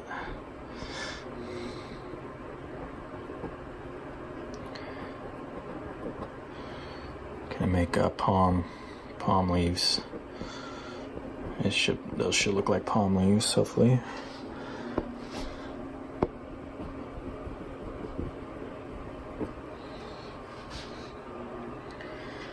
And we have another one that's kind of doing this.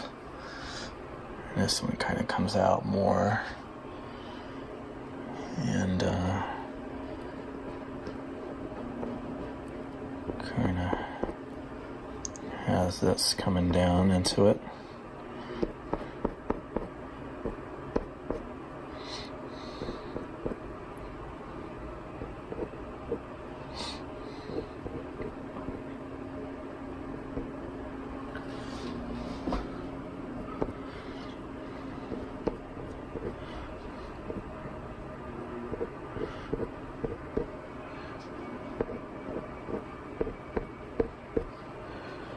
Alright, kind of what palm trees looks like, right?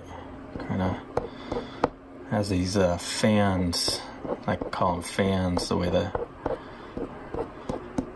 the foliage looks.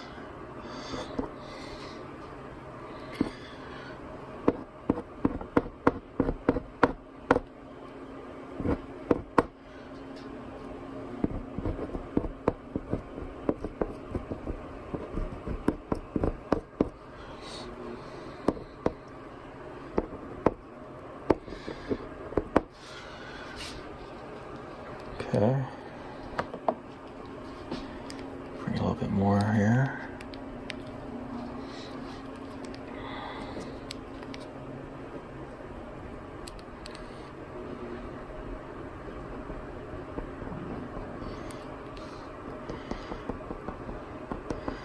And of course, I'm not exact. I'm obviously not exact to the picture.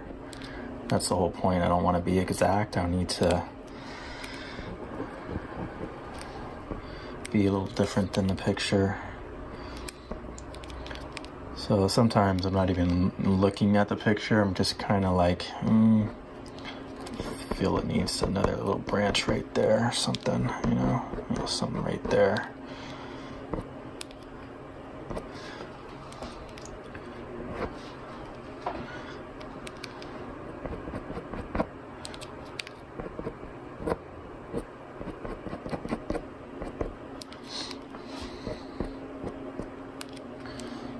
Okay, so when you're doing yours, just, it's okay to follow the picture, but, change it a little bit. Just add things, take things out. Okay, let's take a look there. So you can see now that's become my very darkest area now. It's my darkest dark at the moment.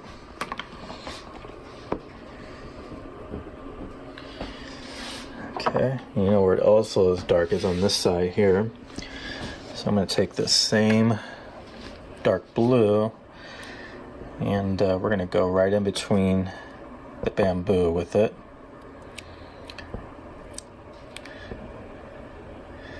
And get that dark.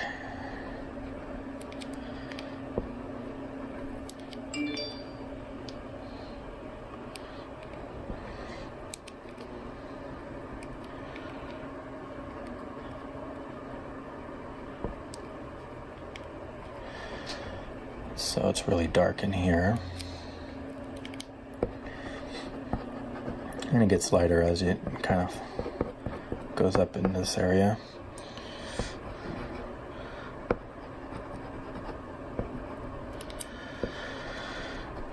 So I got some good contrast, right?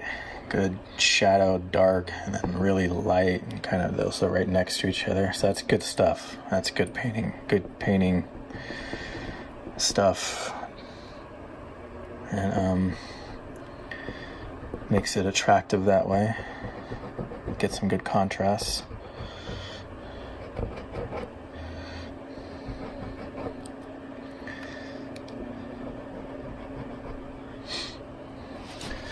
And let's even bring some of that dark right into here.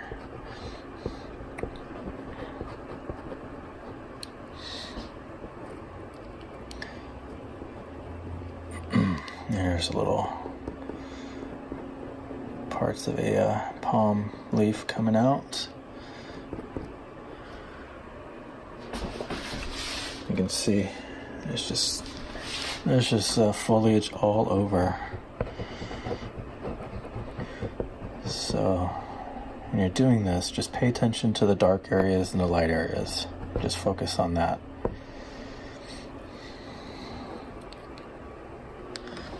Okay.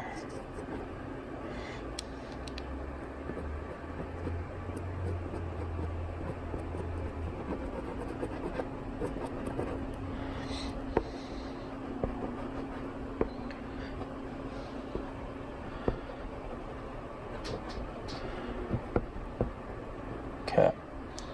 And then down here, we're going to do a little bit of this darker blue down in here, just at the base of these guys. Just right at the base here.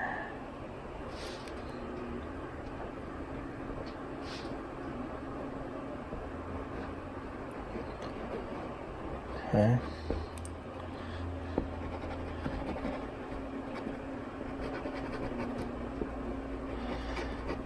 All right.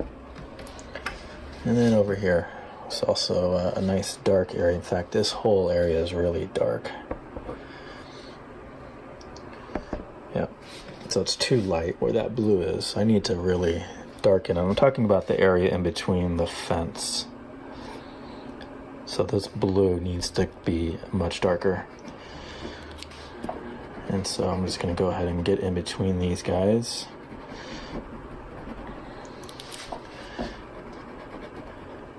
And get it darker.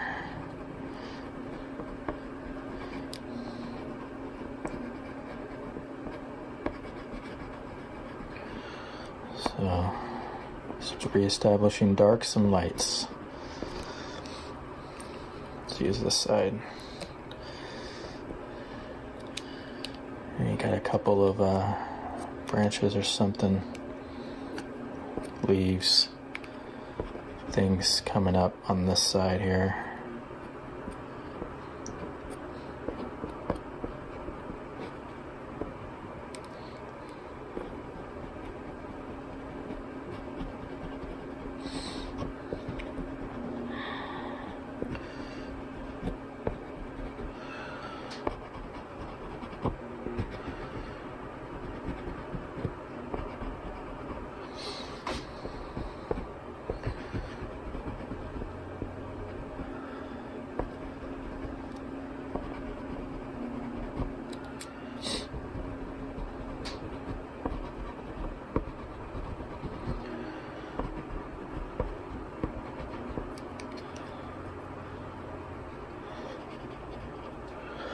Okay, and now right here.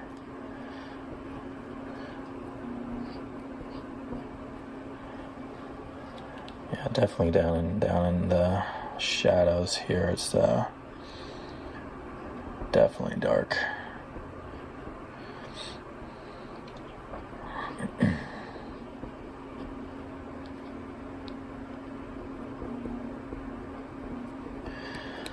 Okay.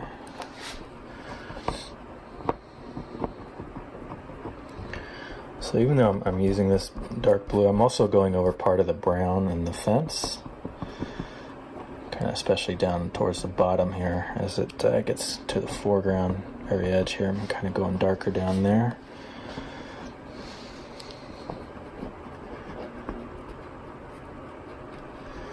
All right. So I'm going to take a stump. I'm going to rub that in a little. Of course, when I rub, it's going to change that dark, and it won't be as dark. Every time you blend, you change the value of the color you just laid down, and so it changes. But I want to cover that paper down here.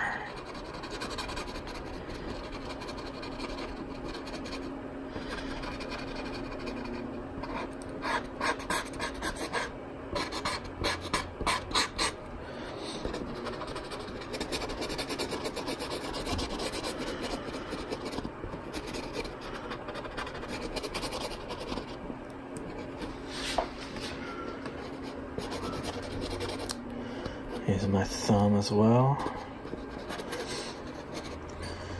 So I'm gonna have to take a break and go get some lunch here. So maybe after I do this part, I'm gonna get some food.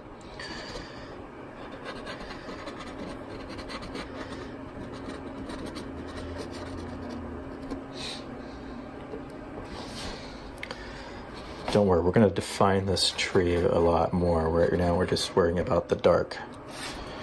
Worrying about the dark, shadowy parts. Kind of leave that alone mostly. It's mostly down here where I want to rub out a little bit more. Making sure I cover that edge down here.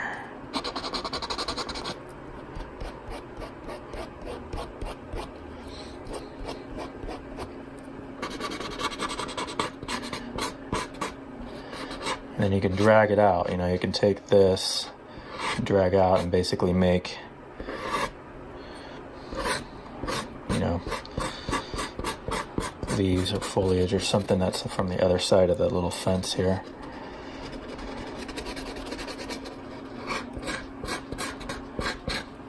Kind of bring it up into the scene.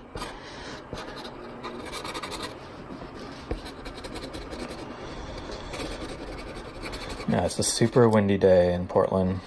Yesterday and today, really windy. Getting some of the wind from the Columbia Gorge. You get these really strong easterly winds that come through the gorge right into Portland. And the whole Portland metro area is just super windy when this event happens. And it's actually quite often, especially when we get these high pressure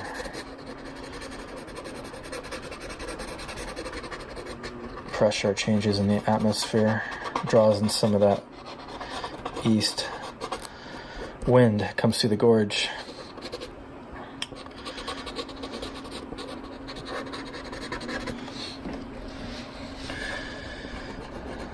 So, but the winter here has actually been really mild this year. We haven't had any really frost down at the valley.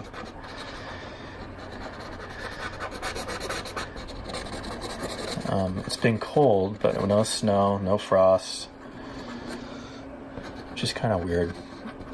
Not a lot of rain this winter, which I'm kind of worried about. Just means we're gonna have a really dry summer.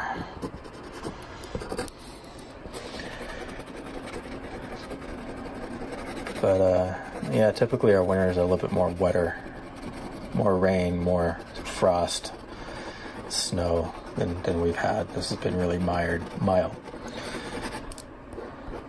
Like today is just beautiful, just clear blue skies, sunny but windy and cold, especially when the wind blows.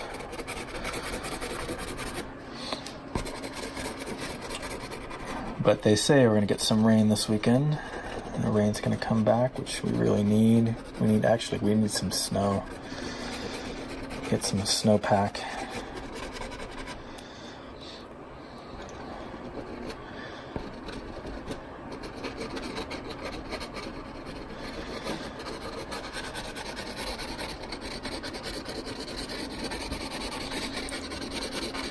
So I'm going to play around more in the shadows here, just kind of rubbing that blue out so it's not so strong.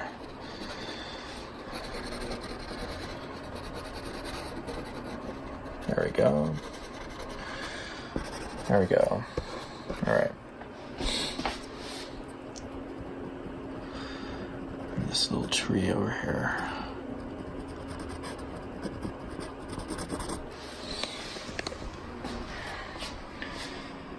So that is defining the darks and the lights.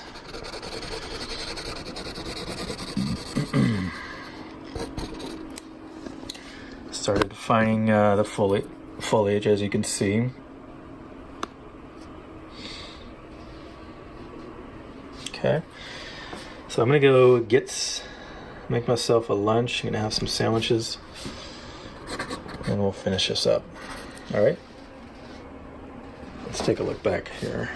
There we go. You can see both side by side. Alright, so I'll be back in a sec here. Alright, just had my lunch. Okay. Alright, so this is where we're at. Okay, and I'm going to do a little bit more work on this guy right here. Alright, so let's do that. Let's try to bring in some more green into this.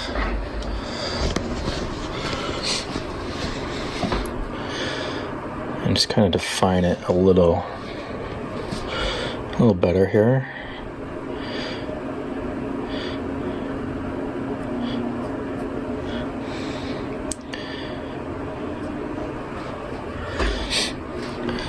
So I'm using this green, which is, I used it back in here.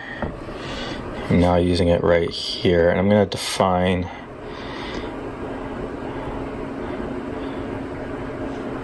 some of these branches out that come out of here a little bit better.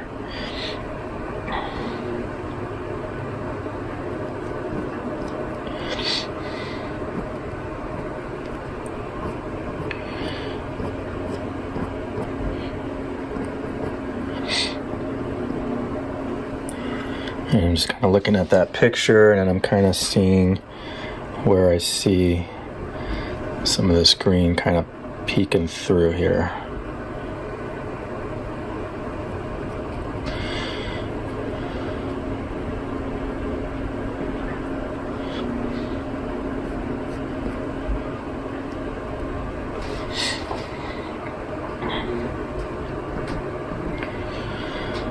So a little bit more detailed work, right, as I try to get some of these foliages. Now I'm using this this Mungio on top of a Sen blue, and you can see the problem that it has is that the Sen is so soft that it's hard to get a harder pastel to show on top of a softer pastel.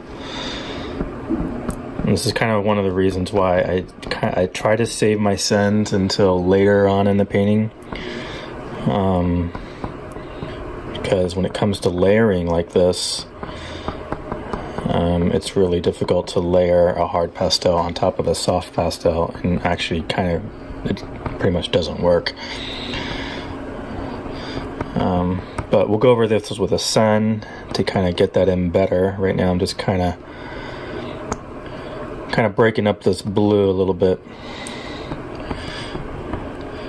and so the Sen is kind of mixing in with that, or not the Sen, this Mungio is mixing in with that Sen and kind of changing the color here, which is actually kind of nice. I'm kind of liking how that's working.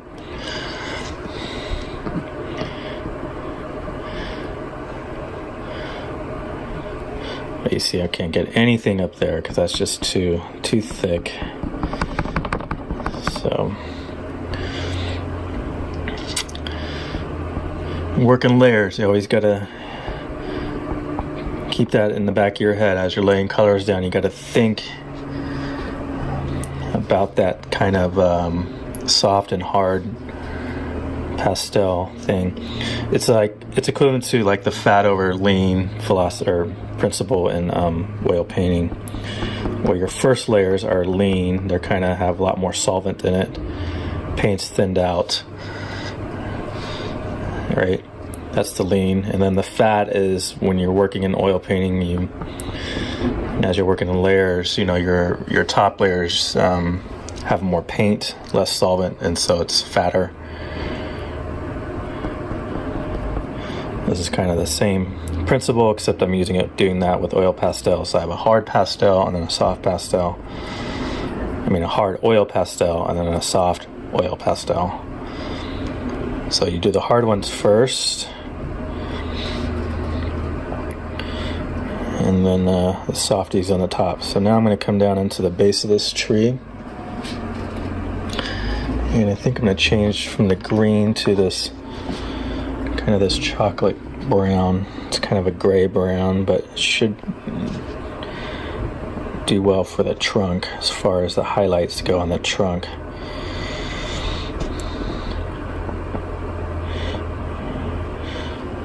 kind of define this little trunk a little bit better.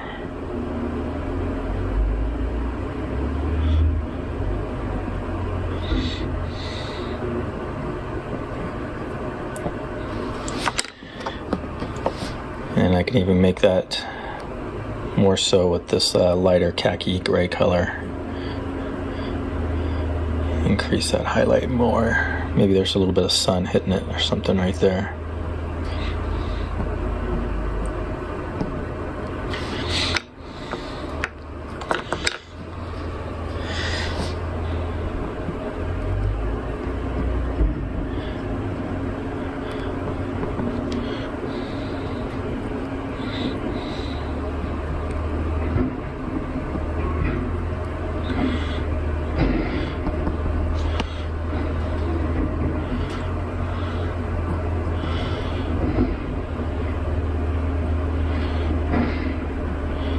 Okay, so starting to bring some definition here, and now let's get a good stump. This one needs to be thrown away. So this one will work. And kind of move those colors around just a little. Let's say I kind of want to soften that edge a little.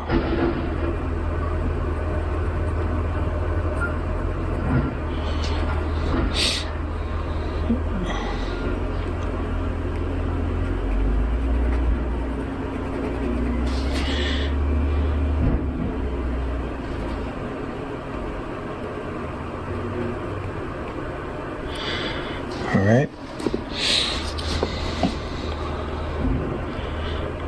Keep going with this part of the tree here.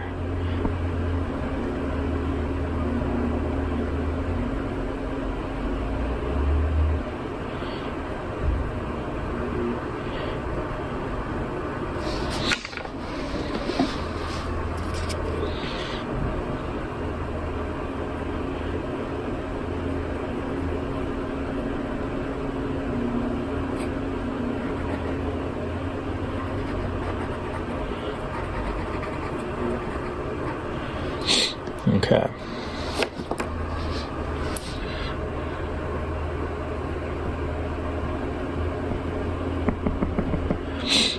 All right. It's cool. All right, now let's keep going. Let's bring some more greens. Let's bring in some different greens. So far I've only been using really this green gray down here. So these are the only two greens I've really used. So let's bring some more. Let's go with, I'm gonna need scents, so let's do these guys. These are a good set of greens here. So I need something a little bit more grayer, like that one. Bring a couple of these out, maybe these two. And here's a dark. I also have another dark here. I think this dark might be a little bit more, yeah, that's a little bit more realistic. Okay, so let's play with these and see what these do for us. We'll try this one. So this is a sen.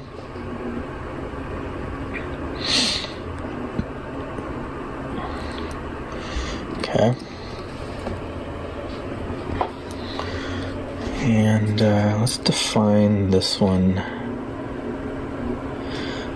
You can see how creamy, how light that is.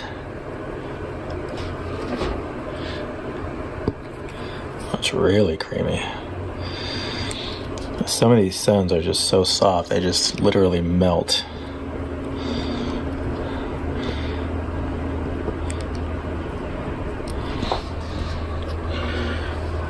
Alright, so let's put a little bit more in there. Very similar to the background color, so it's kind of disappearing back there, but that's okay. Put some up here where that blue was.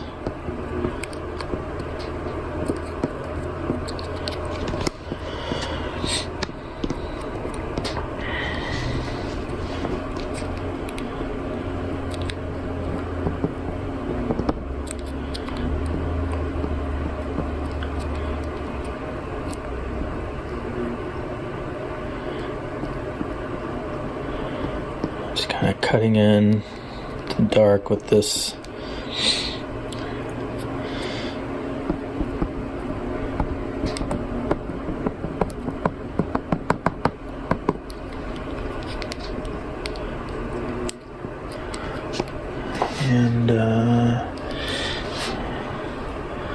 And we got that one.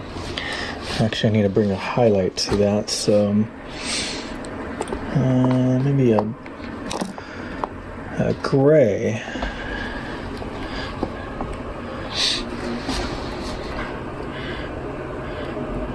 Nope. So I'm trying to highlight that leaf. So that was that one. I need lighter than that. I wonder if this one will work. I wonder if I can get it on top of that sun. I can. Enough to get a highlight there. The sun's really hitting that and really bringing it out.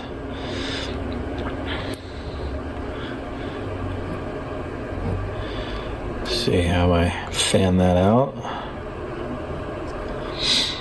Okay, and I also see the same thing happening in different spots, like over here. I see a little bit of highlight more. Right in here.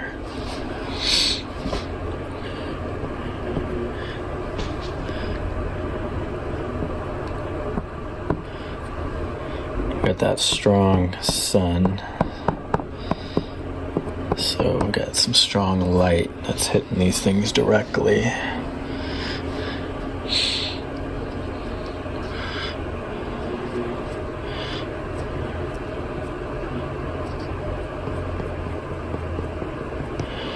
And maybe one back behind that's really in a lot of light.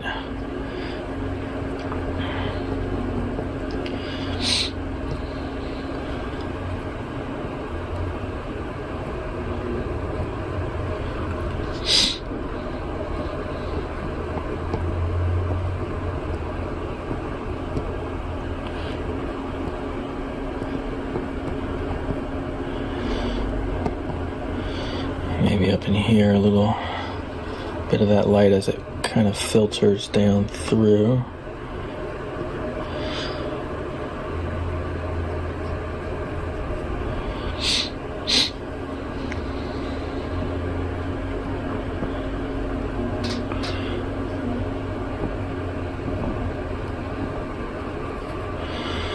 See, I'm just trying to use this Nupastel over a sun layer, and it gets a little tricky. Sometimes you gotta try a different part of the stick. Okay, so you can see how I'm trying to get some shade, get some light. Try different values of green. Maybe we even try a blue. A little bit of blue. Now, I like blue sometimes as like a shaded highlight, meaning it's a highlight, but it's kind of reflecting a little sky. So just a little bit of that. Okay. And this is another sun green, but it's got more green in it than the gray. So let's try this one out.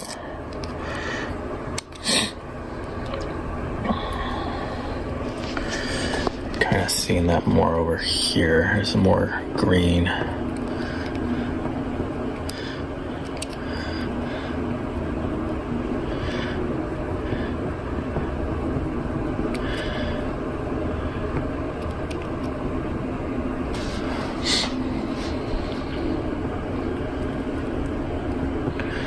Bring some of that green into it.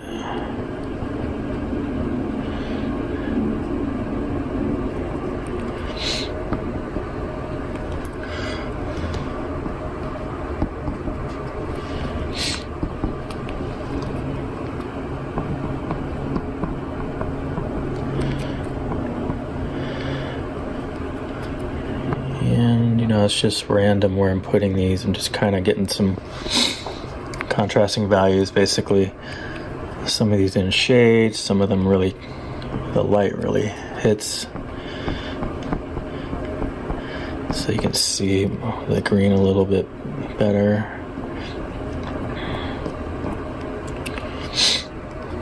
Okay.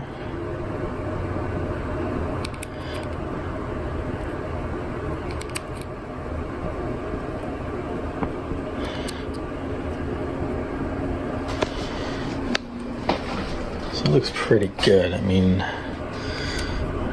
definitely looks tropical, right? It looks tropical, which is the point. So let's bring some of that.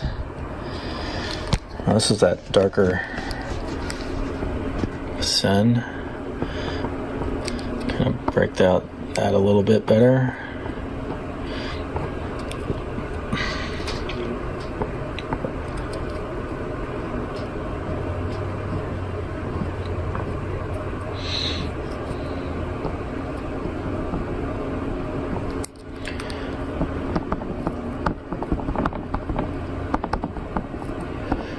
Okay.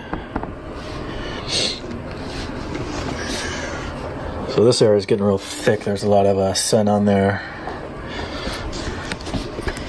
So things get really slippery.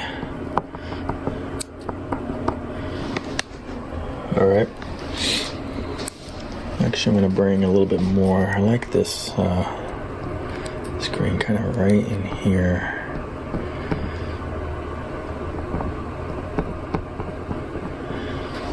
There we go.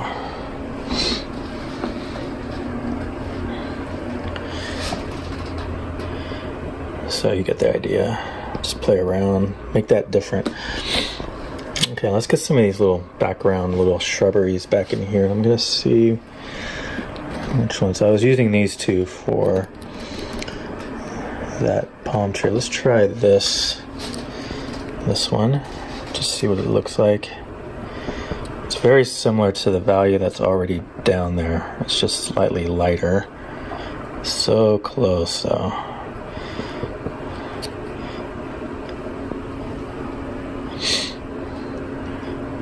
Maybe there's plants. Yeah, little plants in here.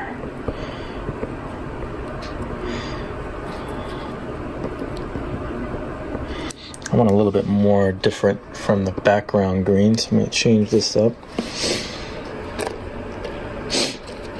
And let's go with some of these lighter guys. Let's see what this one is. This one's got a lot more green into it.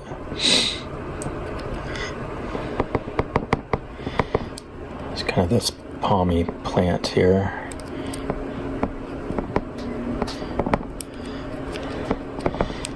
Like I said, the foliage in Costa Rica was just unreal.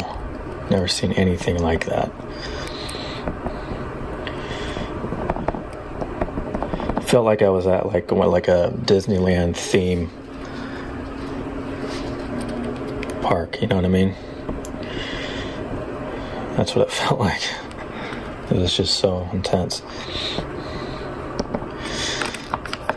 Yeah, this is really light. Look at that guy. Hit some of these guys back here with some strong light.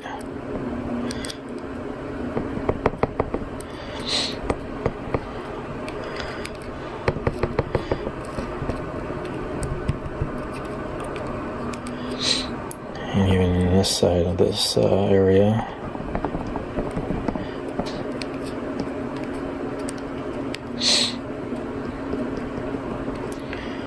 There's some grass in the front of it or something.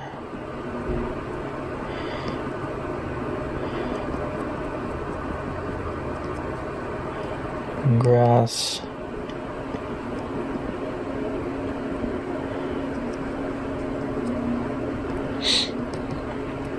Okay.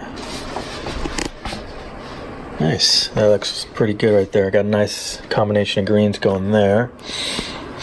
Alright, let's keep going. Let's go here. Now right here I have another palm tree that's kind of sticking up. It's this guy right here. Oops. Right there. He's like right there. Okay, so let's get that in. We'll use this brown to do the this part right here. So I'm looking at right about here. There's that plant that comes up.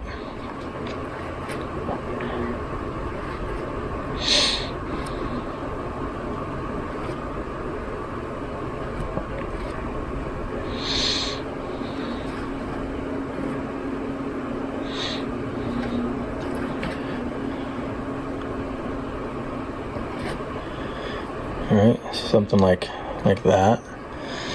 And it actually does come up quite into the rest of the scene.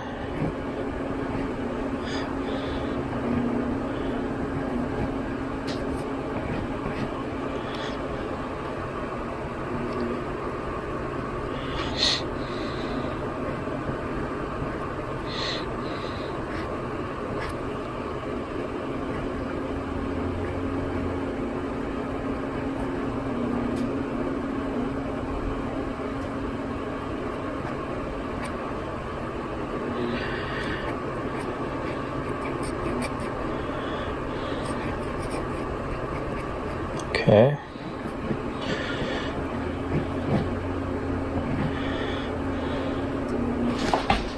Alright. Leave some space here. Leave some space here. Okay. And then let's take a stump and we're gonna kind of smooth that out. Kind of set that in, right?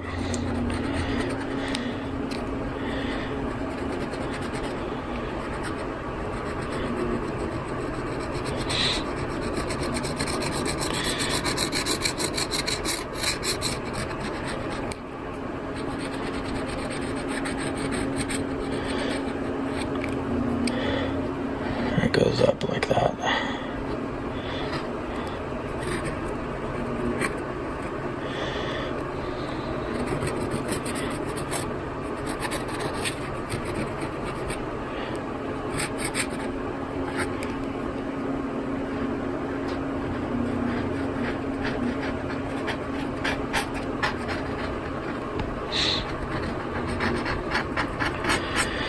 I'm just taking the edge of this tortillon and I'm just dragging it out, creating these little reeds. That was a Mungio value there, Mungio brown. Okay, I want to go a little darker in there, so I'm going to try this blue first, or we might go darker than this. Let's just see what the blue does first. That's good.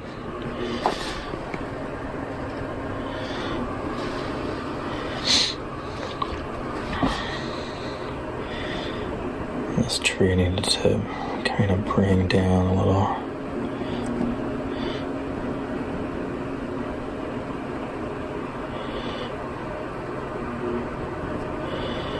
Find that a little bit better there.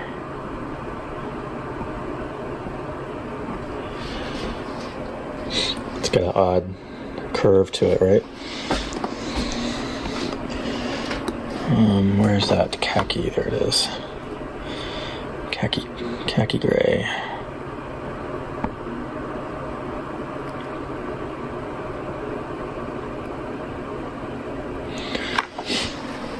Let's see. So this is lavender, and I'm going to use it for the back side of this tree a little, to kind of define him a little better.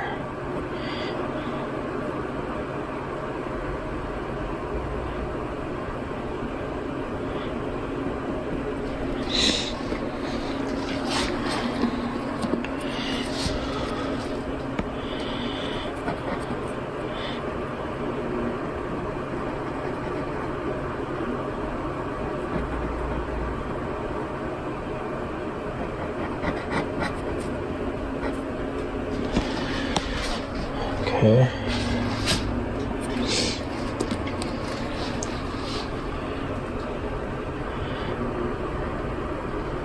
Here we go.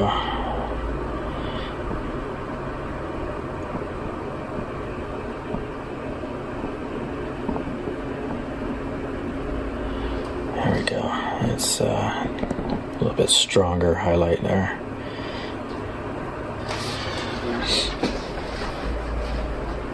Okay.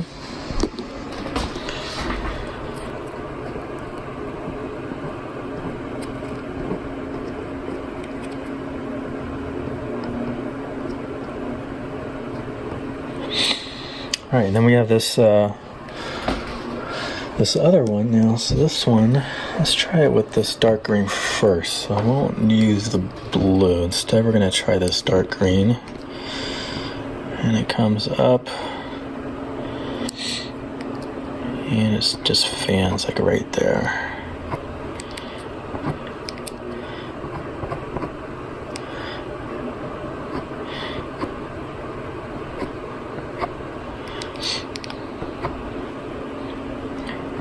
Kind of like that. And this one does the same.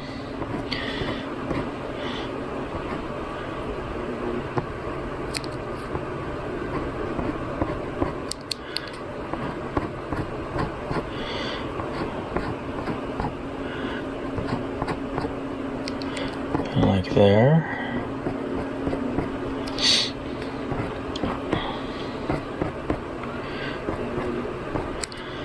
Alright, and then the same with this one. Not so much because you can't really see the definition of that one as well. Alright, and then this guy actually fans out. So you definitely can see some of them go like this.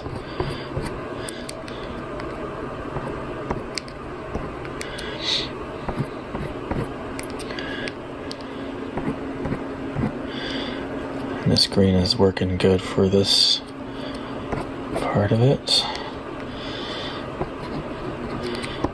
Might go darker in here.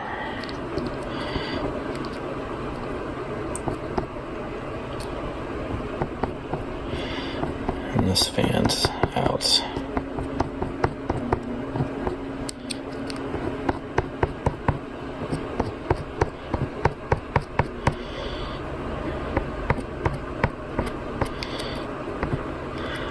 Okay.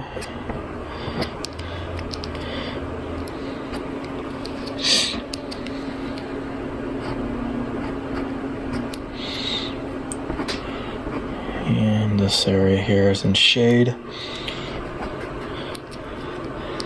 So you see the tops of these plants, but they're darker, kind of shaded a little.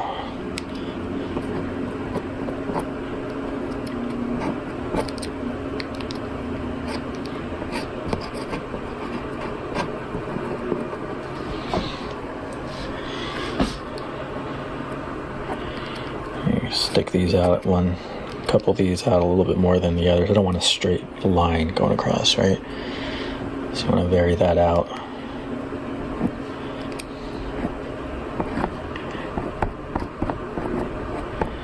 Kind of get that tree nestled in there with the rest of them.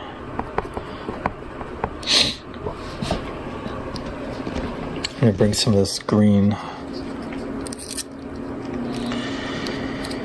down. Let me get some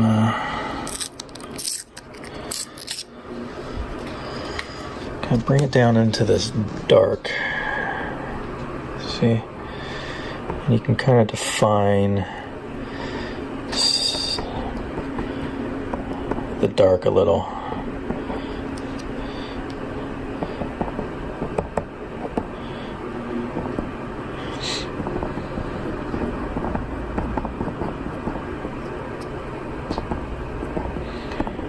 And get the idea.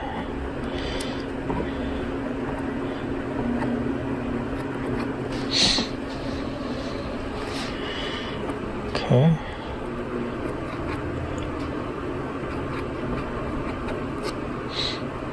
This is a great green, nice dark green. Doesn't overpower.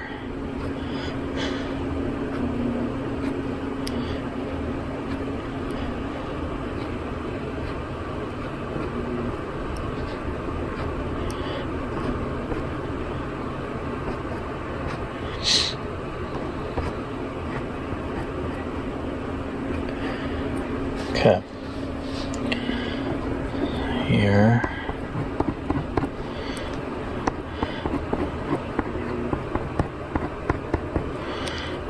Bring a little bit thicker foliage there.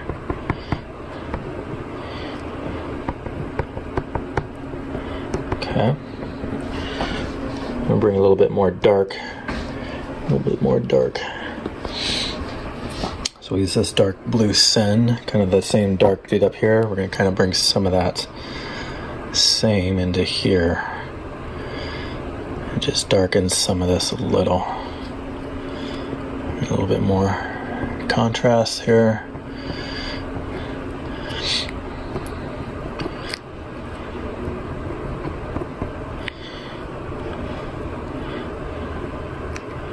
Kind of separate it from the other greens that are around it a little bit better this way.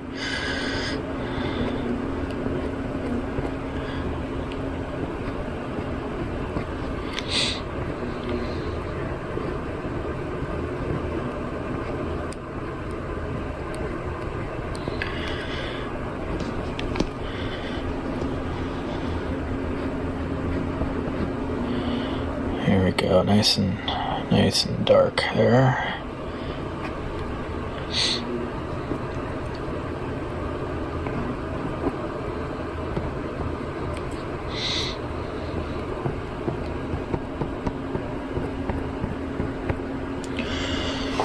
Okay.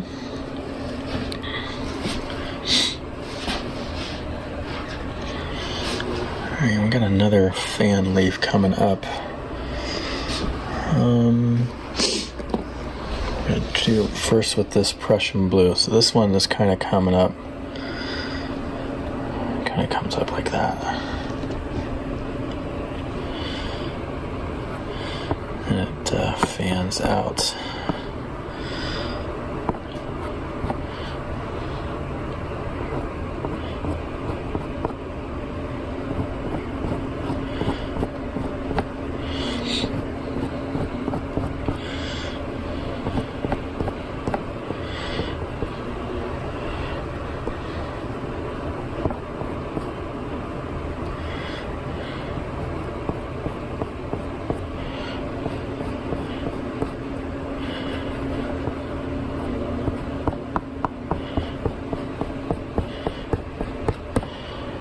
Kind of those blades come out like there.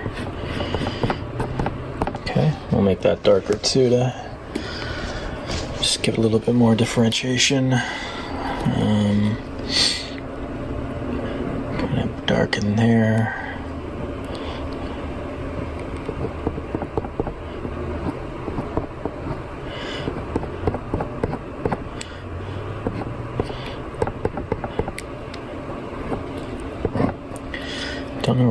I don't really see where it starts. It just kind of comes out.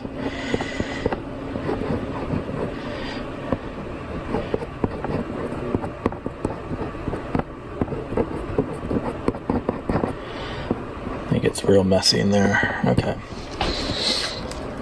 And then I'll bring some more color to these guys. So over here, definitely have color over here. I see a lot of a bright green, brighter than this.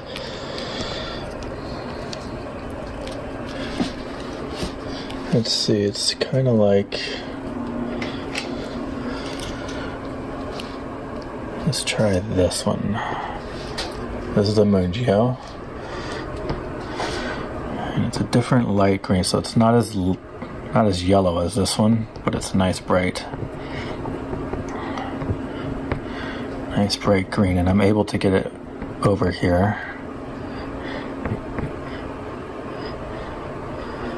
I'm gonna bring some up here.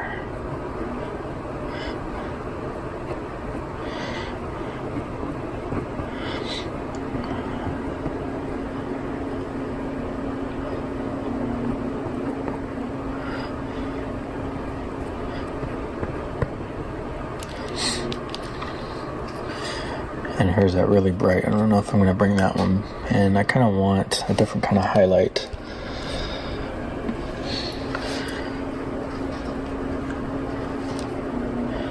that sun's hitting parts of these pretty strong. So you get that really bright sunlight highlight. This is like that light gray, same as what I used over here. Just pop in a couple spots where the sun just strikes it really hard.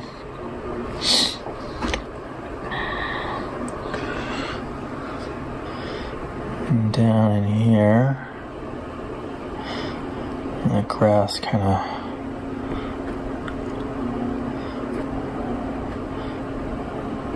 does something like that.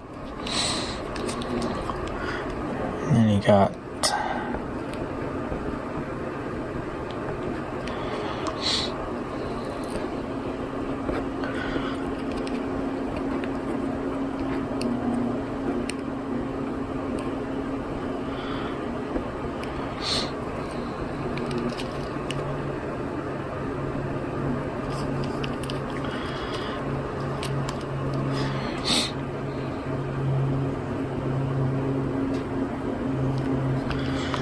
some of it peeks around the this little fence thing. Okay.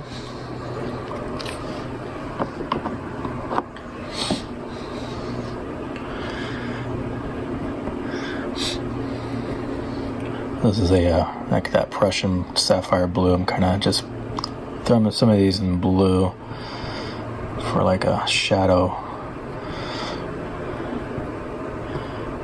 kind of shadowy color. Good shadow color for the greens.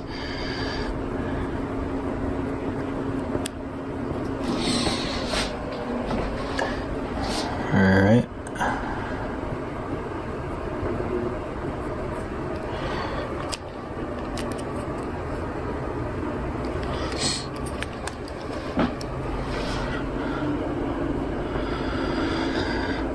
It's definitely a green exercise, right? It's good. It's good practice. Good practice for you. Get some greens. Play with your greens. I think it's the most difficult color sometimes to read or to get right. Okay, so now I'm kind of just shifting around. I'm going to put some of these down.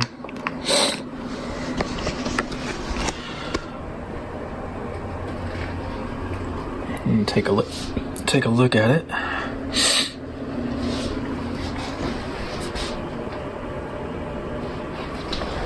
All right, we are getting through this.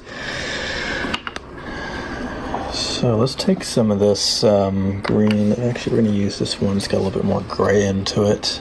We're going to kind of come into some of these.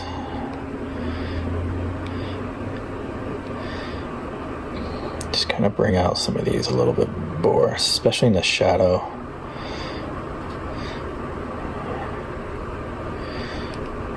Here, to kind of define a little bit more in the shadow.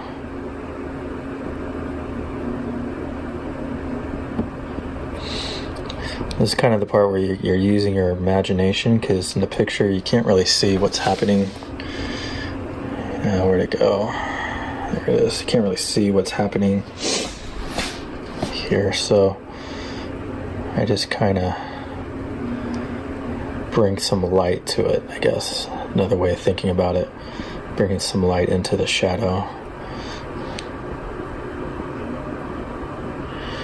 In different spots, just... That's pretty good. And we'll even bring a lighter green, maybe.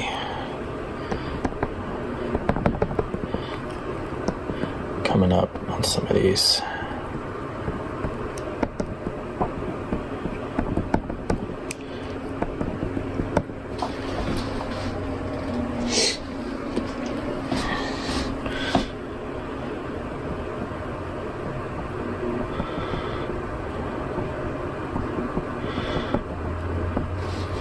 Okay.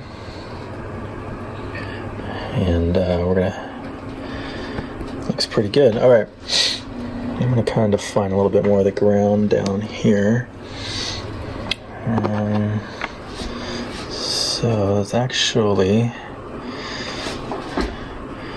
little bit of dirt here.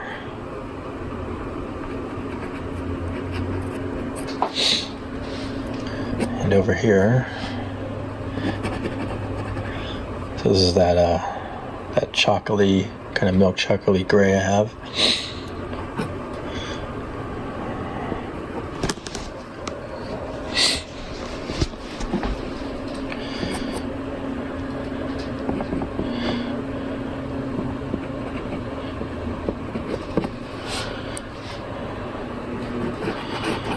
And I'm just going to kind of go over this blue with it to help the shadows look a little bit better.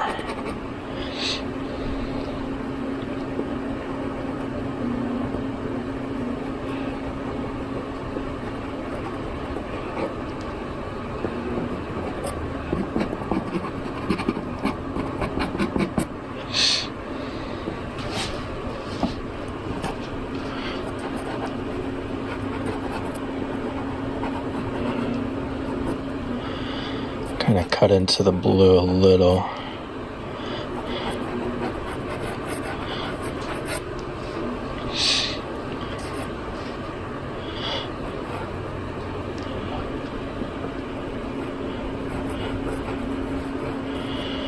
Kind of like the way this looks back in here, so I don't want to do too much there. I already like that. Sometimes when you're working, you know, you do something and you come to the same scene and you're like, I really like the way that looks. So this kind of, when that happens, I'm just gonna leave that alone.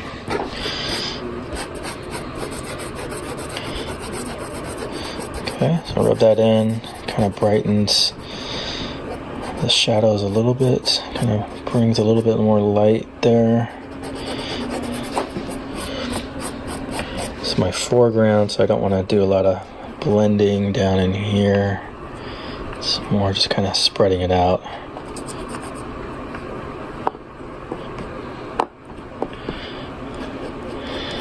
I like this chocolate gray brown. I'm actually going to use it in this fence too, to kind of bring out the fence a little bit better.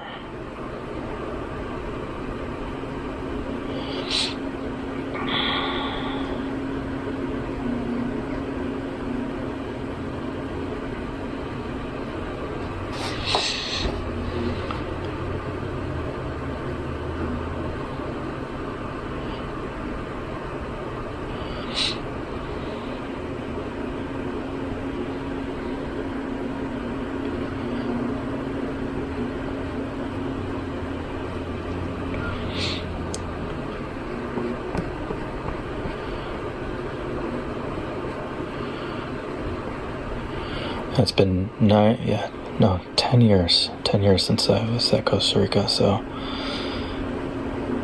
gosh, time goes by so fast.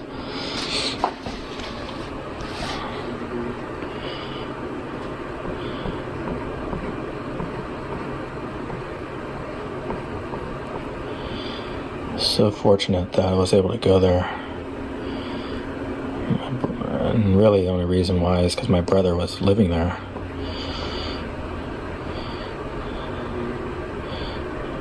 He lived there for, I think, 2 years, almost 3 years, I think.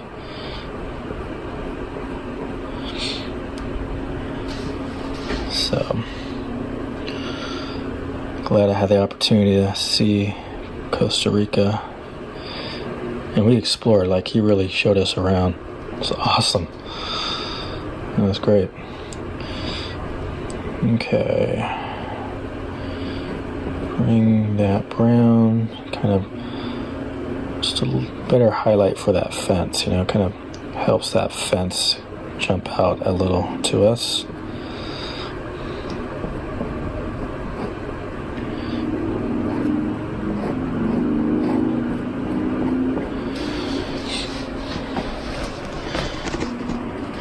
This is really shaping up.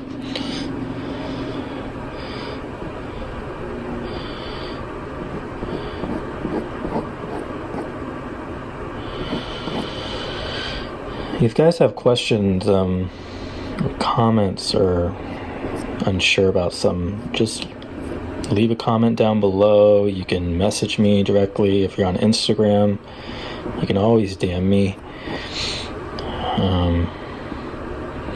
I'm always happy to help with questions like that.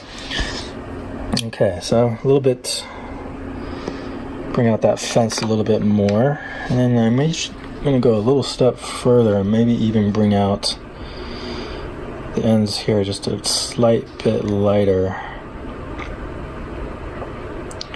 because it's getting a little bit more sun than this part of it, right?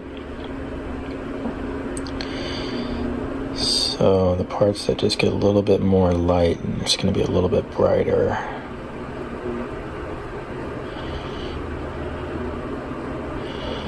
Okay.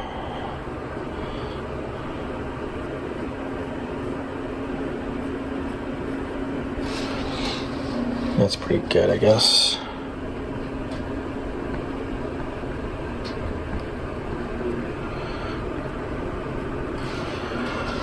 Okay.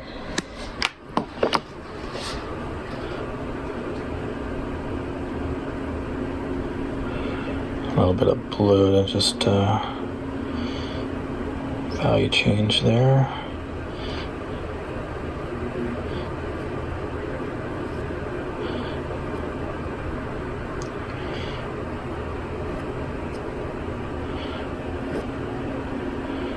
All right. Keep moving through it.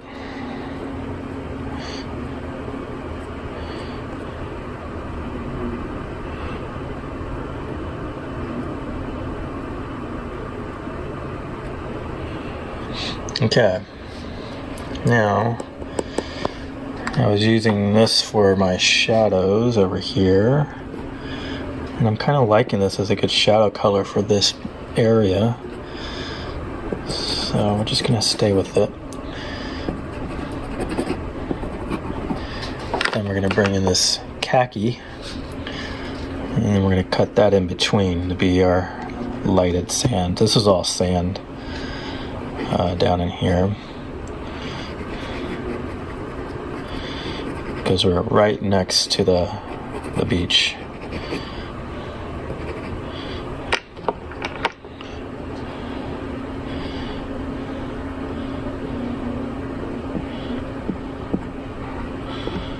Any shadows here?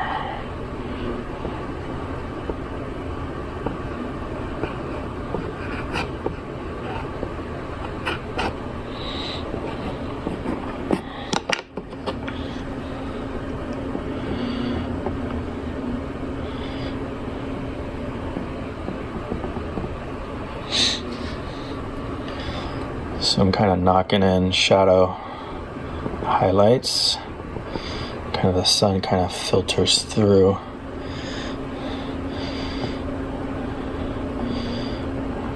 Every time I do shadows like this, I do it a little different, and I just get a little bit better every time.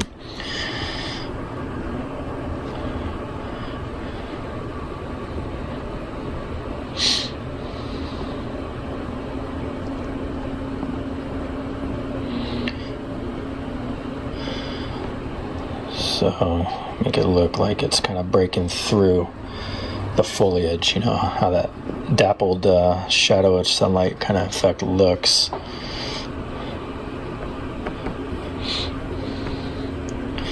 I need to go a little bit lighter value right here, so lighter than this khaki gray, and this is where I'm going to come into my pinks. So let's try this one. This is nice salmon peach pinky color, and let's just put it a little bit here. It kind of warms up this area.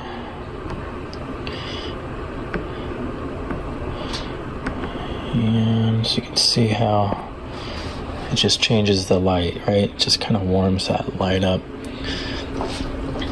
going to drop a little bit on top of this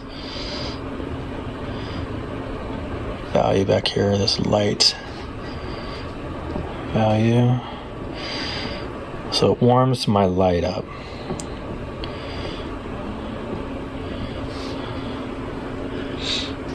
Okay. And I think I'm even bringing some back, just a little of that pink in there. And these shadows here, back here, I'm going to leave that back alone. So I'm just going to leave the warmth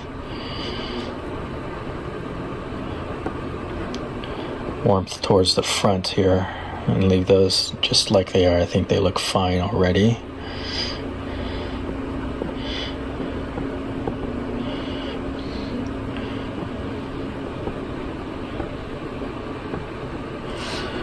Just kind of break that sun through.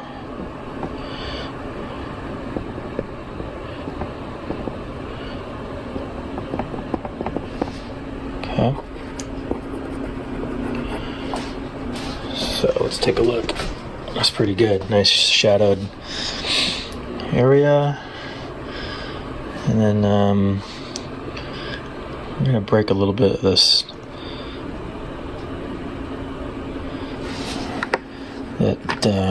Shadow, this really big one here. I'm going to kind of break into it a little.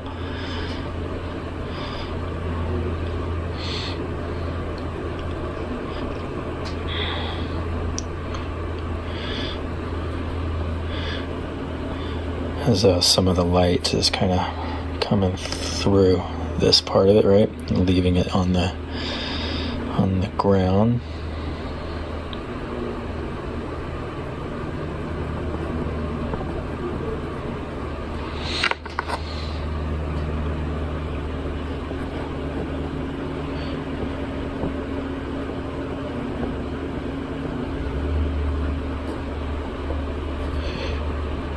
Okay.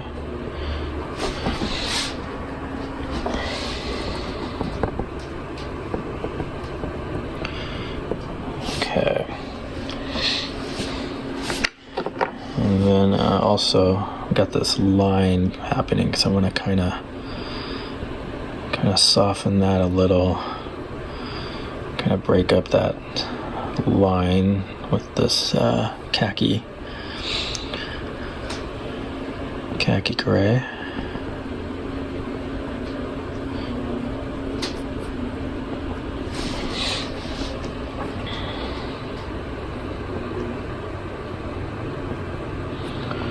Okay. Nice. All right, I can feel kind of getting towards the end. I can kind of feel it. All right, let's keep going. We got the bamboo right here to do. So now this is a brown, and this was that gray brown. This is going to be lighter value. You can see it's a lighter value there. But I'm going to use it as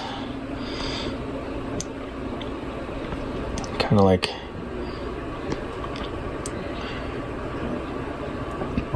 the edge of the bamboo as it comes up.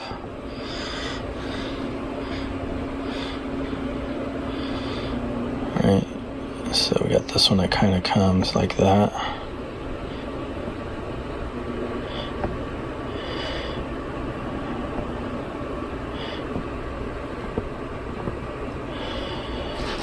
Bamboo.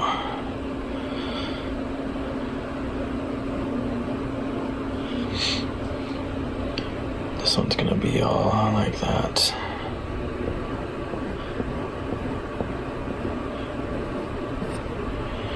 Okay.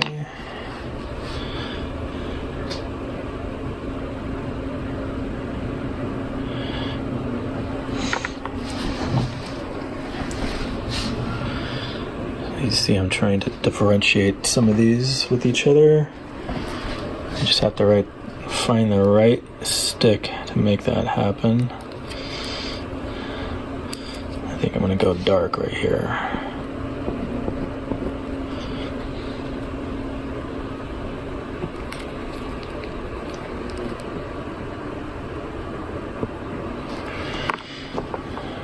And where's that khaki? And light. And actually I'm going to bring some of the ochre. So ochre,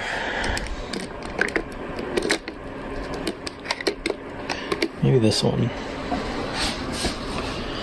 Kind of this bamboo is kind of this, had this golden ochre-ish tint to it.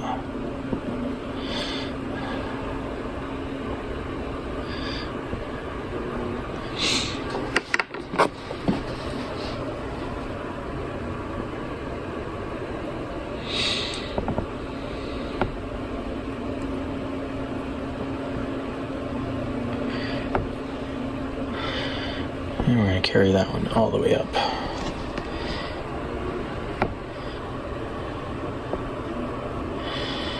And this one all the way up. And this one all the way up. And we got another one here, like that.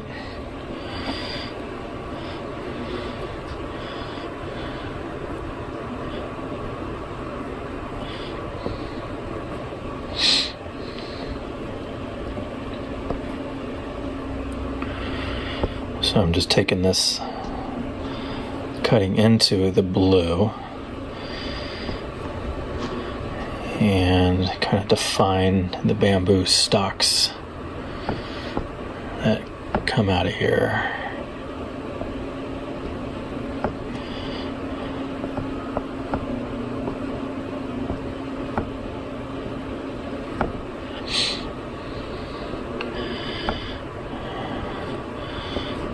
So I was in Kauai, Hawaii a few years ago in 2016. We were there, and we went to this one part of Kauai where they did a lot of filming of Jurassic Park, actually. But the bamboo in this one area was as thick as trees and taller than this. And it was, I mean, they were like trees, looked like trees, but it was bamboo. It was so impressive. Basically, bamboo is just, it's the same, and it's a grass, so it's the same family as grass, and it looks like grass. Yeah, it looks like big stalks of grass.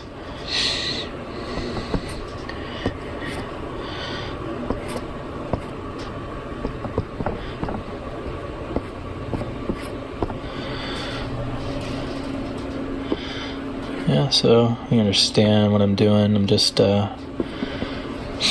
defining the bamboo here. So we're going to bring some of this ochre, and we're going to drop some ochre highlights here. Not the whole thing, just parts.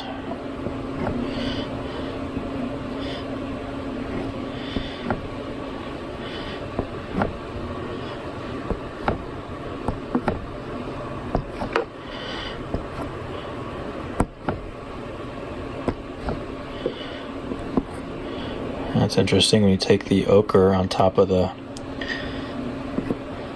blue, it turns into a nice, interesting green, which we can do something like this. Basically put foliage on the bamboo, because bamboo does have foliage. Just looks like that, kind of just really loose.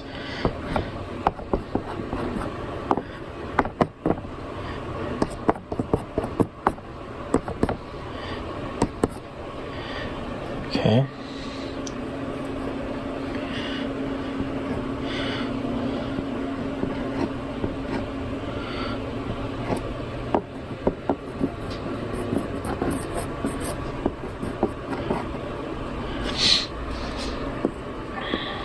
Okay.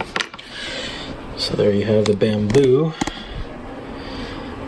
It's pretty interesting. I think though it's pretty heavy. Maybe I actually want some of this ochre over here just to kind of help the eye. right?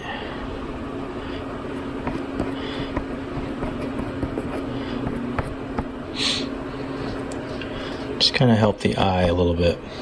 You don't want it too strong, like one color real strong in one area. And I think if I smoke over here, that'll help me.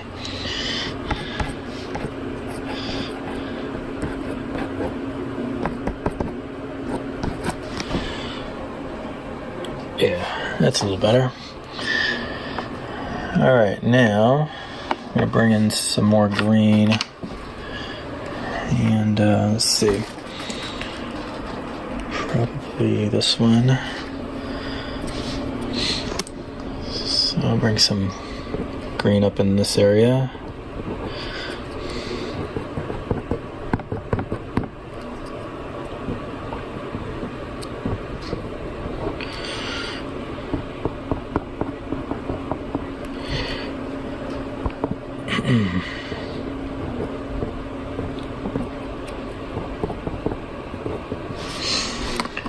Okay, and then parts where it hits the sun is real strong. Then this is that gray that I've been kind of using throughout. Just kind of hints of sun hitting stuff.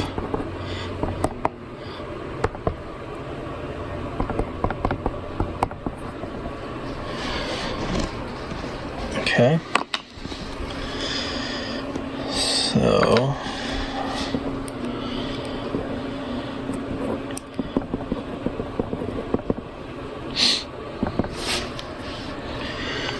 maybe there's some there's kind of a plant that's kind of peeking from the other side over here. You can kind of see it in there. It's kind of in the dark. Just some green stuff kind of peeking in the dark in there.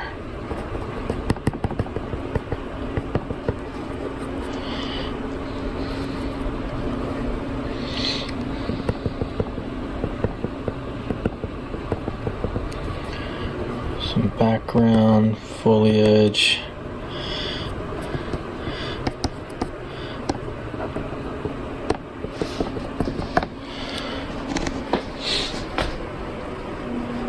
Okay, you can see the two side by side there.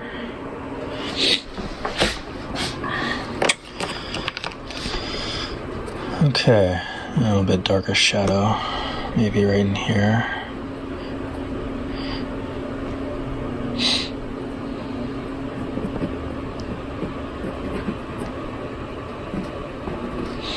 All right. Now I'm going to bring a little bit more on this bamboo up here. I'm just going to do a little darker right when it gets up into this area.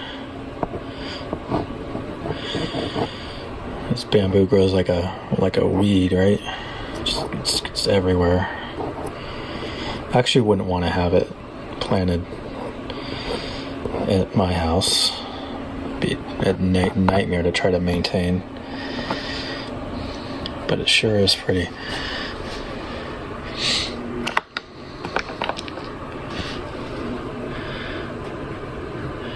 Bring some ochre right here.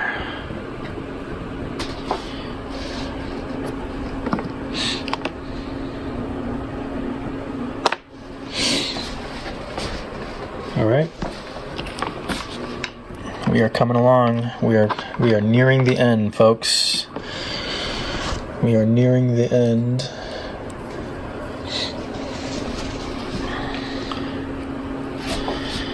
This is the stage where you're just kind of fine-tuning. You're kind of dropping some stronger highlights in certain areas. You know, kind of picking at it, right? And this is that stage. And I'm not really looking at my reference picture anymore. I'm kind of just finding spots that I kind of want to bring out a little bit better. And I think I know what I want to do. I want to bring in that plum. Now this is a violet, plum color, and this is going to make the greens really pop. Alright, so when you put this in here in spots, what happens is the complementary color to green is red or orange, and so this has got a lot of that in there. And complementary colors next to each other enhance each other. They help each other pop out. And so I'm kind of bringing some of this plum and I'm just kind of hitting certain spots to kind of help with that complementary scheme. Help the greens out. Right. Kind of brings the greens out a little bit better. Definitely put some in here in this this tree trunk.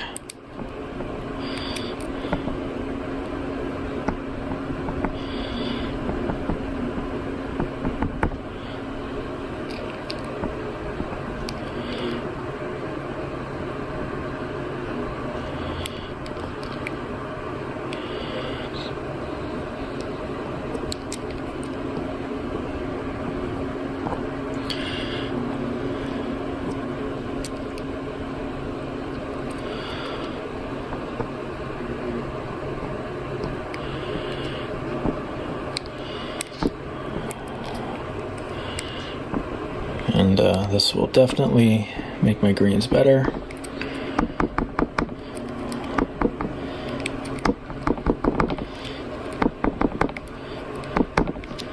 Just see some of that plum in there.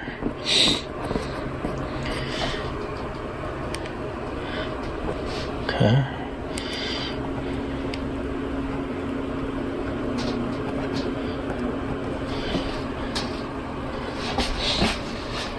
Maybe it's a little bit more here over the bamboo. Kind of warms that up a little too.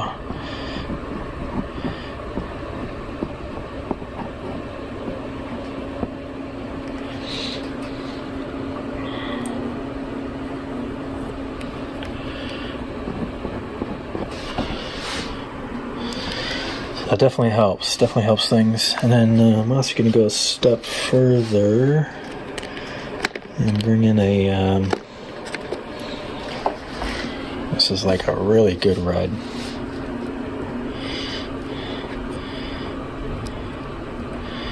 Bring some of that in certain areas.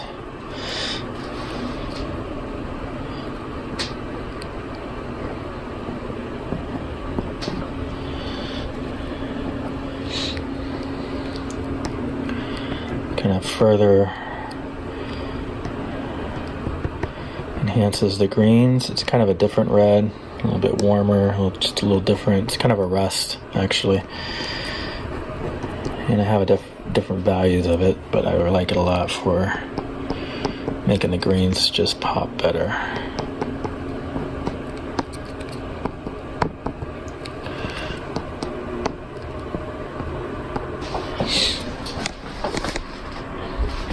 Nice.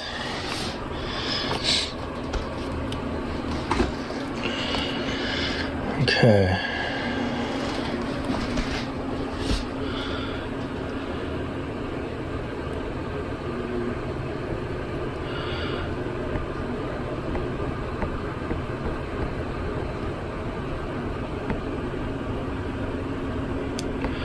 So that same pink that I put over here, gonna throw some in the fence.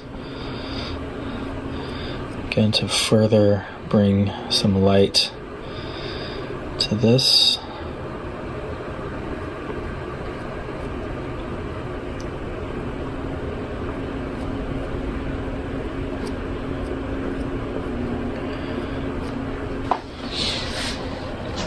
All right, let's take a look.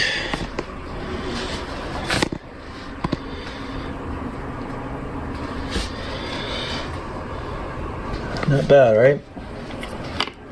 Not bad. This is a pale yellow.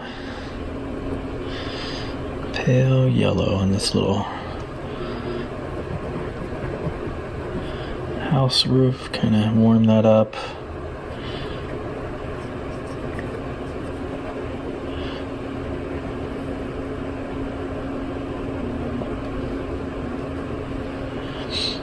A little bit of warmth there.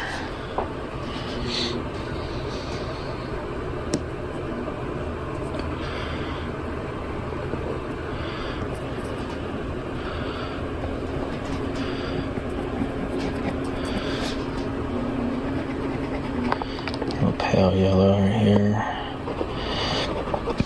This is the stage where you're just picking at it.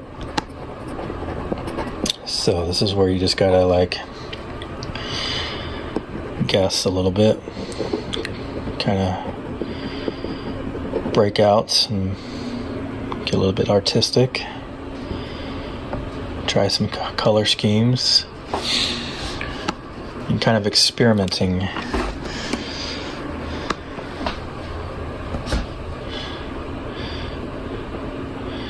Maybe back in here, you're going to see some of the sun kind of hit this a little bit.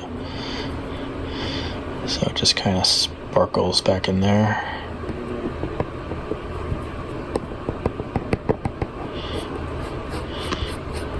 Okay.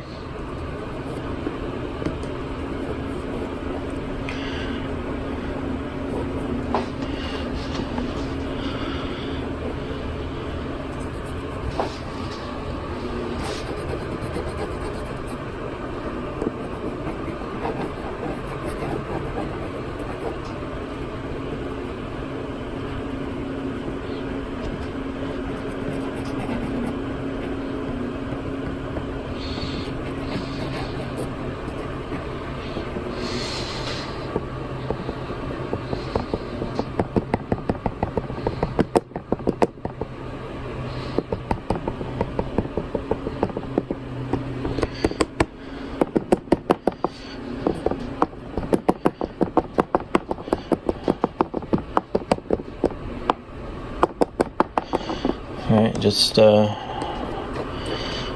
be different.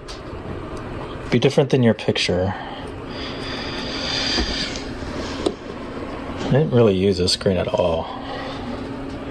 It's kind of a green that's just really strong. We'll use to put a little bit in here, kind of maybe in the shaded area. Maybe coming out down here too. Maybe there's some stuff down here happening.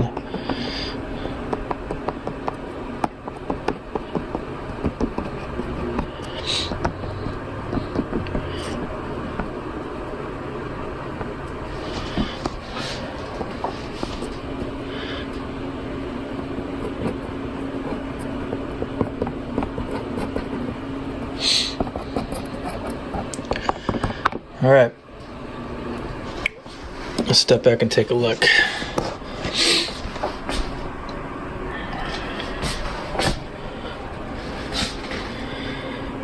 Nice. Nice.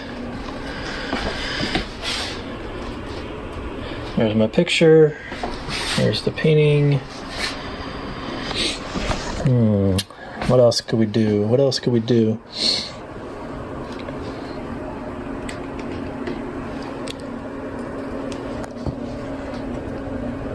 That's a dark sun brown. Maybe I'll bring in some, see some of these overhanging leaves. Maybe I'll bring in a couple of those on the side here or something.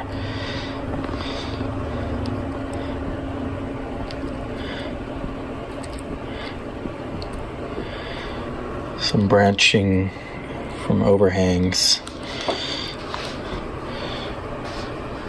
Kind of peeking through down from the top of the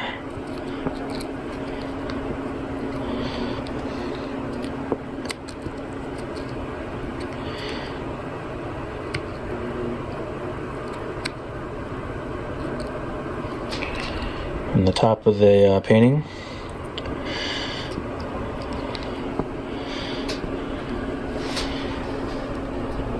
It needs to be really dark.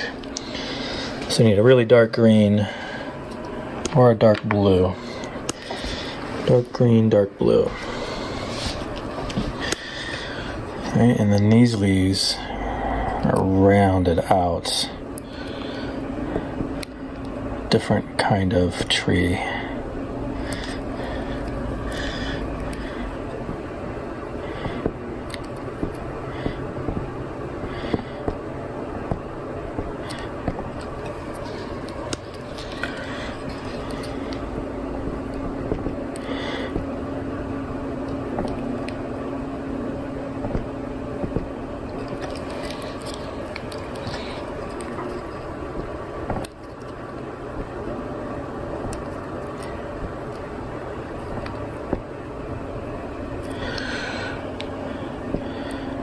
So different kind of leaves.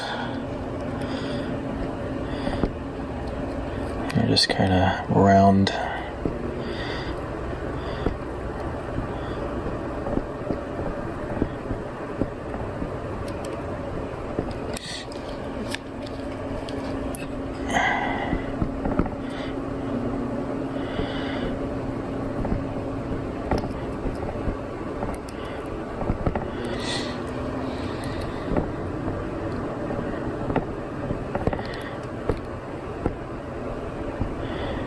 Okay. It's a little different, right? A little different foliage.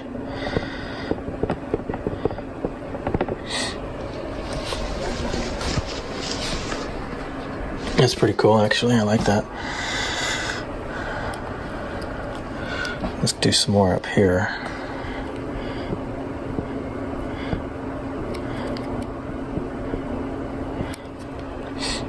So these little leaves, branch comes right in front of this palm thing right here.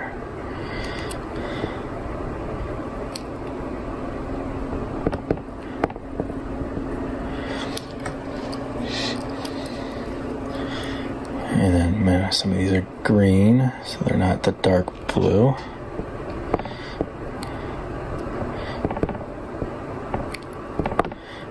Okay.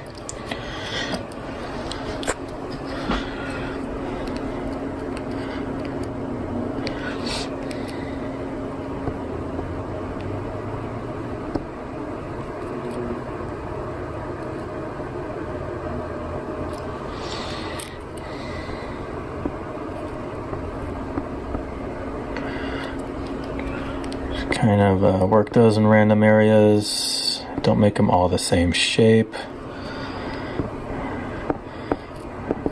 or the same color.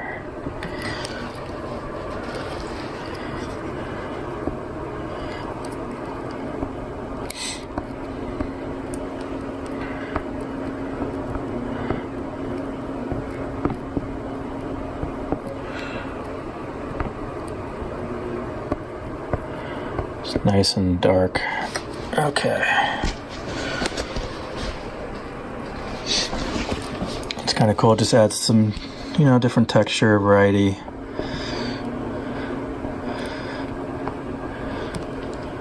Right?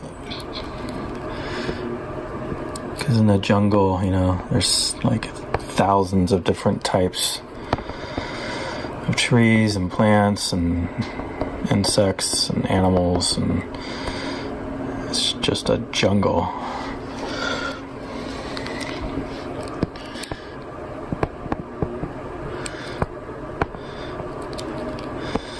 And the jungle comes alive at night. That's when everything happens. During the daytime, you definitely can hear all the different, bugs and everything, but at night, it's insane. It gets louder and more noises. It's like it comes alive. There we go. Kind of an overhang happening. You can make this as thick if you want. I could take this whole top, do that, but I'm not going to do that because I do want to see Just bring some of this green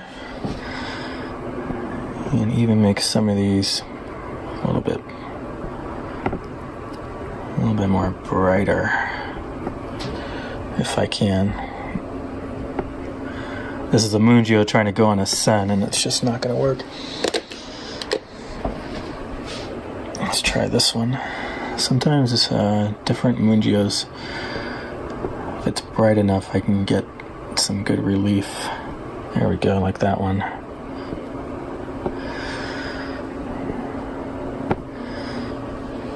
Kind of some of these going to be brighter because they're just catching part of that light.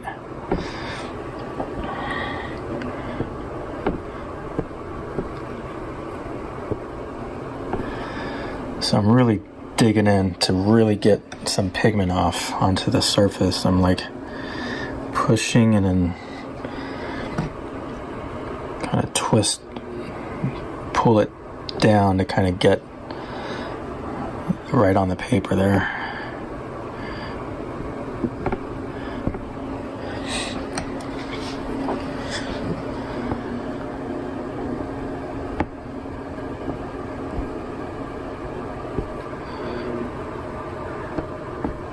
It's getting really thick up in here.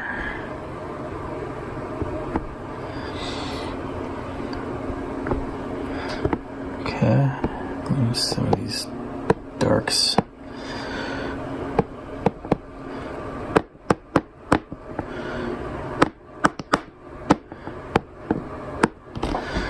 All right.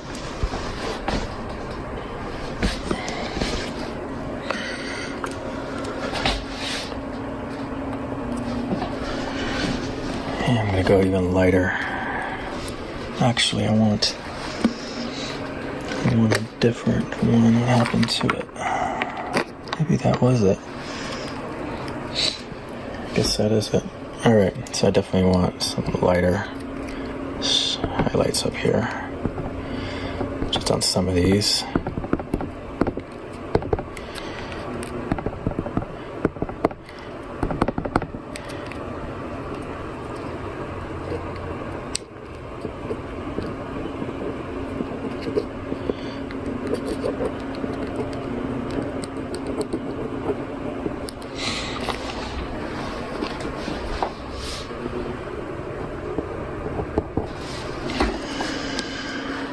Pretty much done. I'm kind of picking at it here. I could stop and I think I'd be good. In fact, I should stop.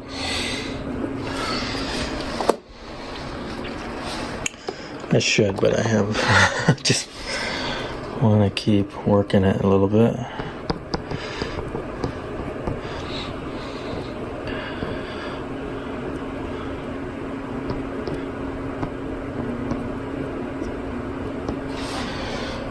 All right.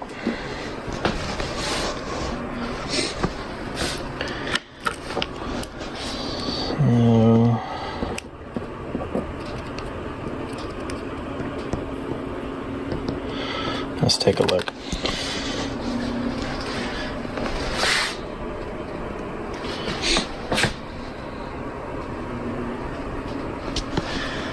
So that plum color really helps things. Where is that plum color? There it is. Right there.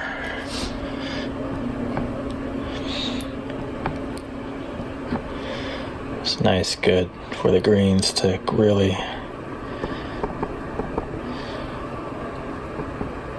kind of stand out.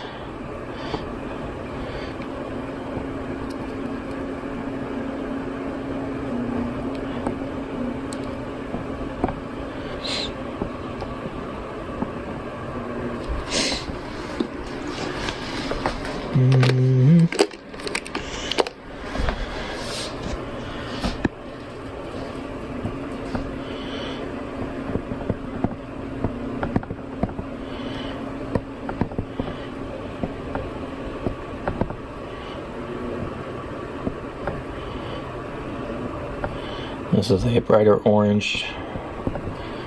Kind of pop some highlights.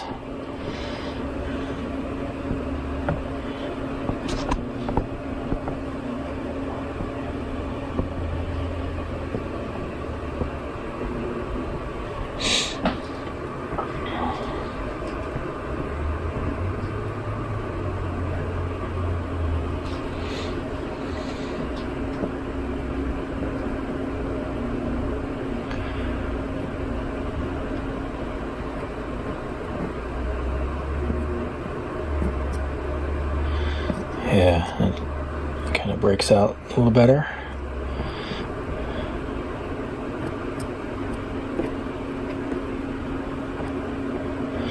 All right. I think I'm going to stop. I am let's wash the hands. Kind of picking at it, and I don't want to pick too much and ruin everything. But there we have it. We're pretty much there. It's done. I'm not going to really change much out of this. Pretty much got what I wanted to do with it, right? So let's take a look at it. I'm going to take this off if I can.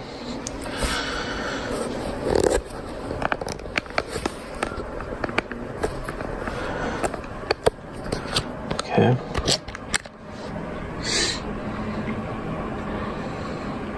I'll take off my lens so I can see it. So I put that lens on there so it gives us a nice wide angle.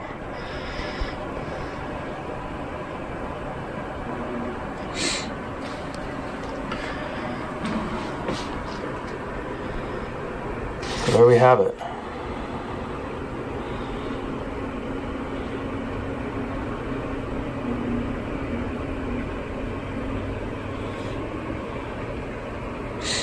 See all the different textures, the foliage, dashes of color here and there. It all kind of comes together. It kind of builds the scene out. You can see that plum, how I laid that in there. Kind of helps your greens. See it in there, different reds, different plums, some ochres, different greens.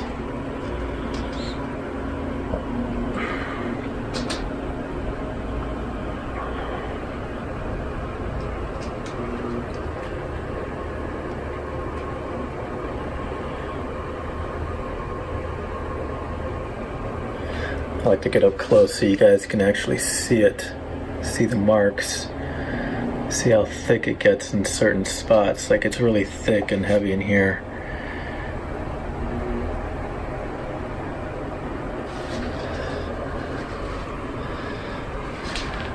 And then see it from about, let's see, this is about 6 feet away.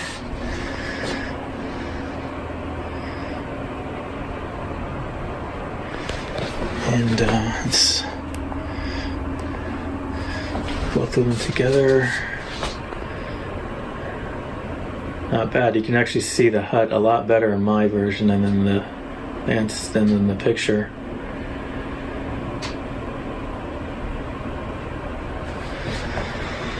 So that's it, everybody. This was a Costa Rica jungle exercise, I guess is what we can call this. Good green practice, good foliage practice, good working in the shadows.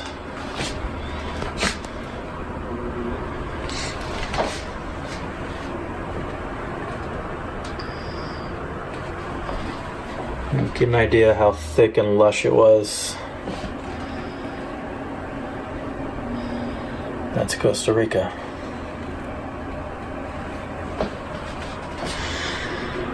Alright, I am done. I am out. This is now my second video, so I'll spend the rest of the night and a good portion of tomorrow putting this up there. Please comment or like or subscribe or do your thing. Tell your friends. Also suggestions, like if there's certain scenes or techniques or things that you want to see that I haven't touched on, please leave a comment or let me know. And then I'll try to do that later on or maybe next time around. I know water is a big thing, so I think next time maybe we'll do some water, get some water reflection, stuff like that. But if there's any other scenes or things that you want to see that you have questions on, just leave a comment and let me know. And we can do videos on that too. So this is it for now, guys. Thanks for watching. Appreciate you guys being here. I really do. Hope it's helpful. And I will see you next time. All right, bye-bye.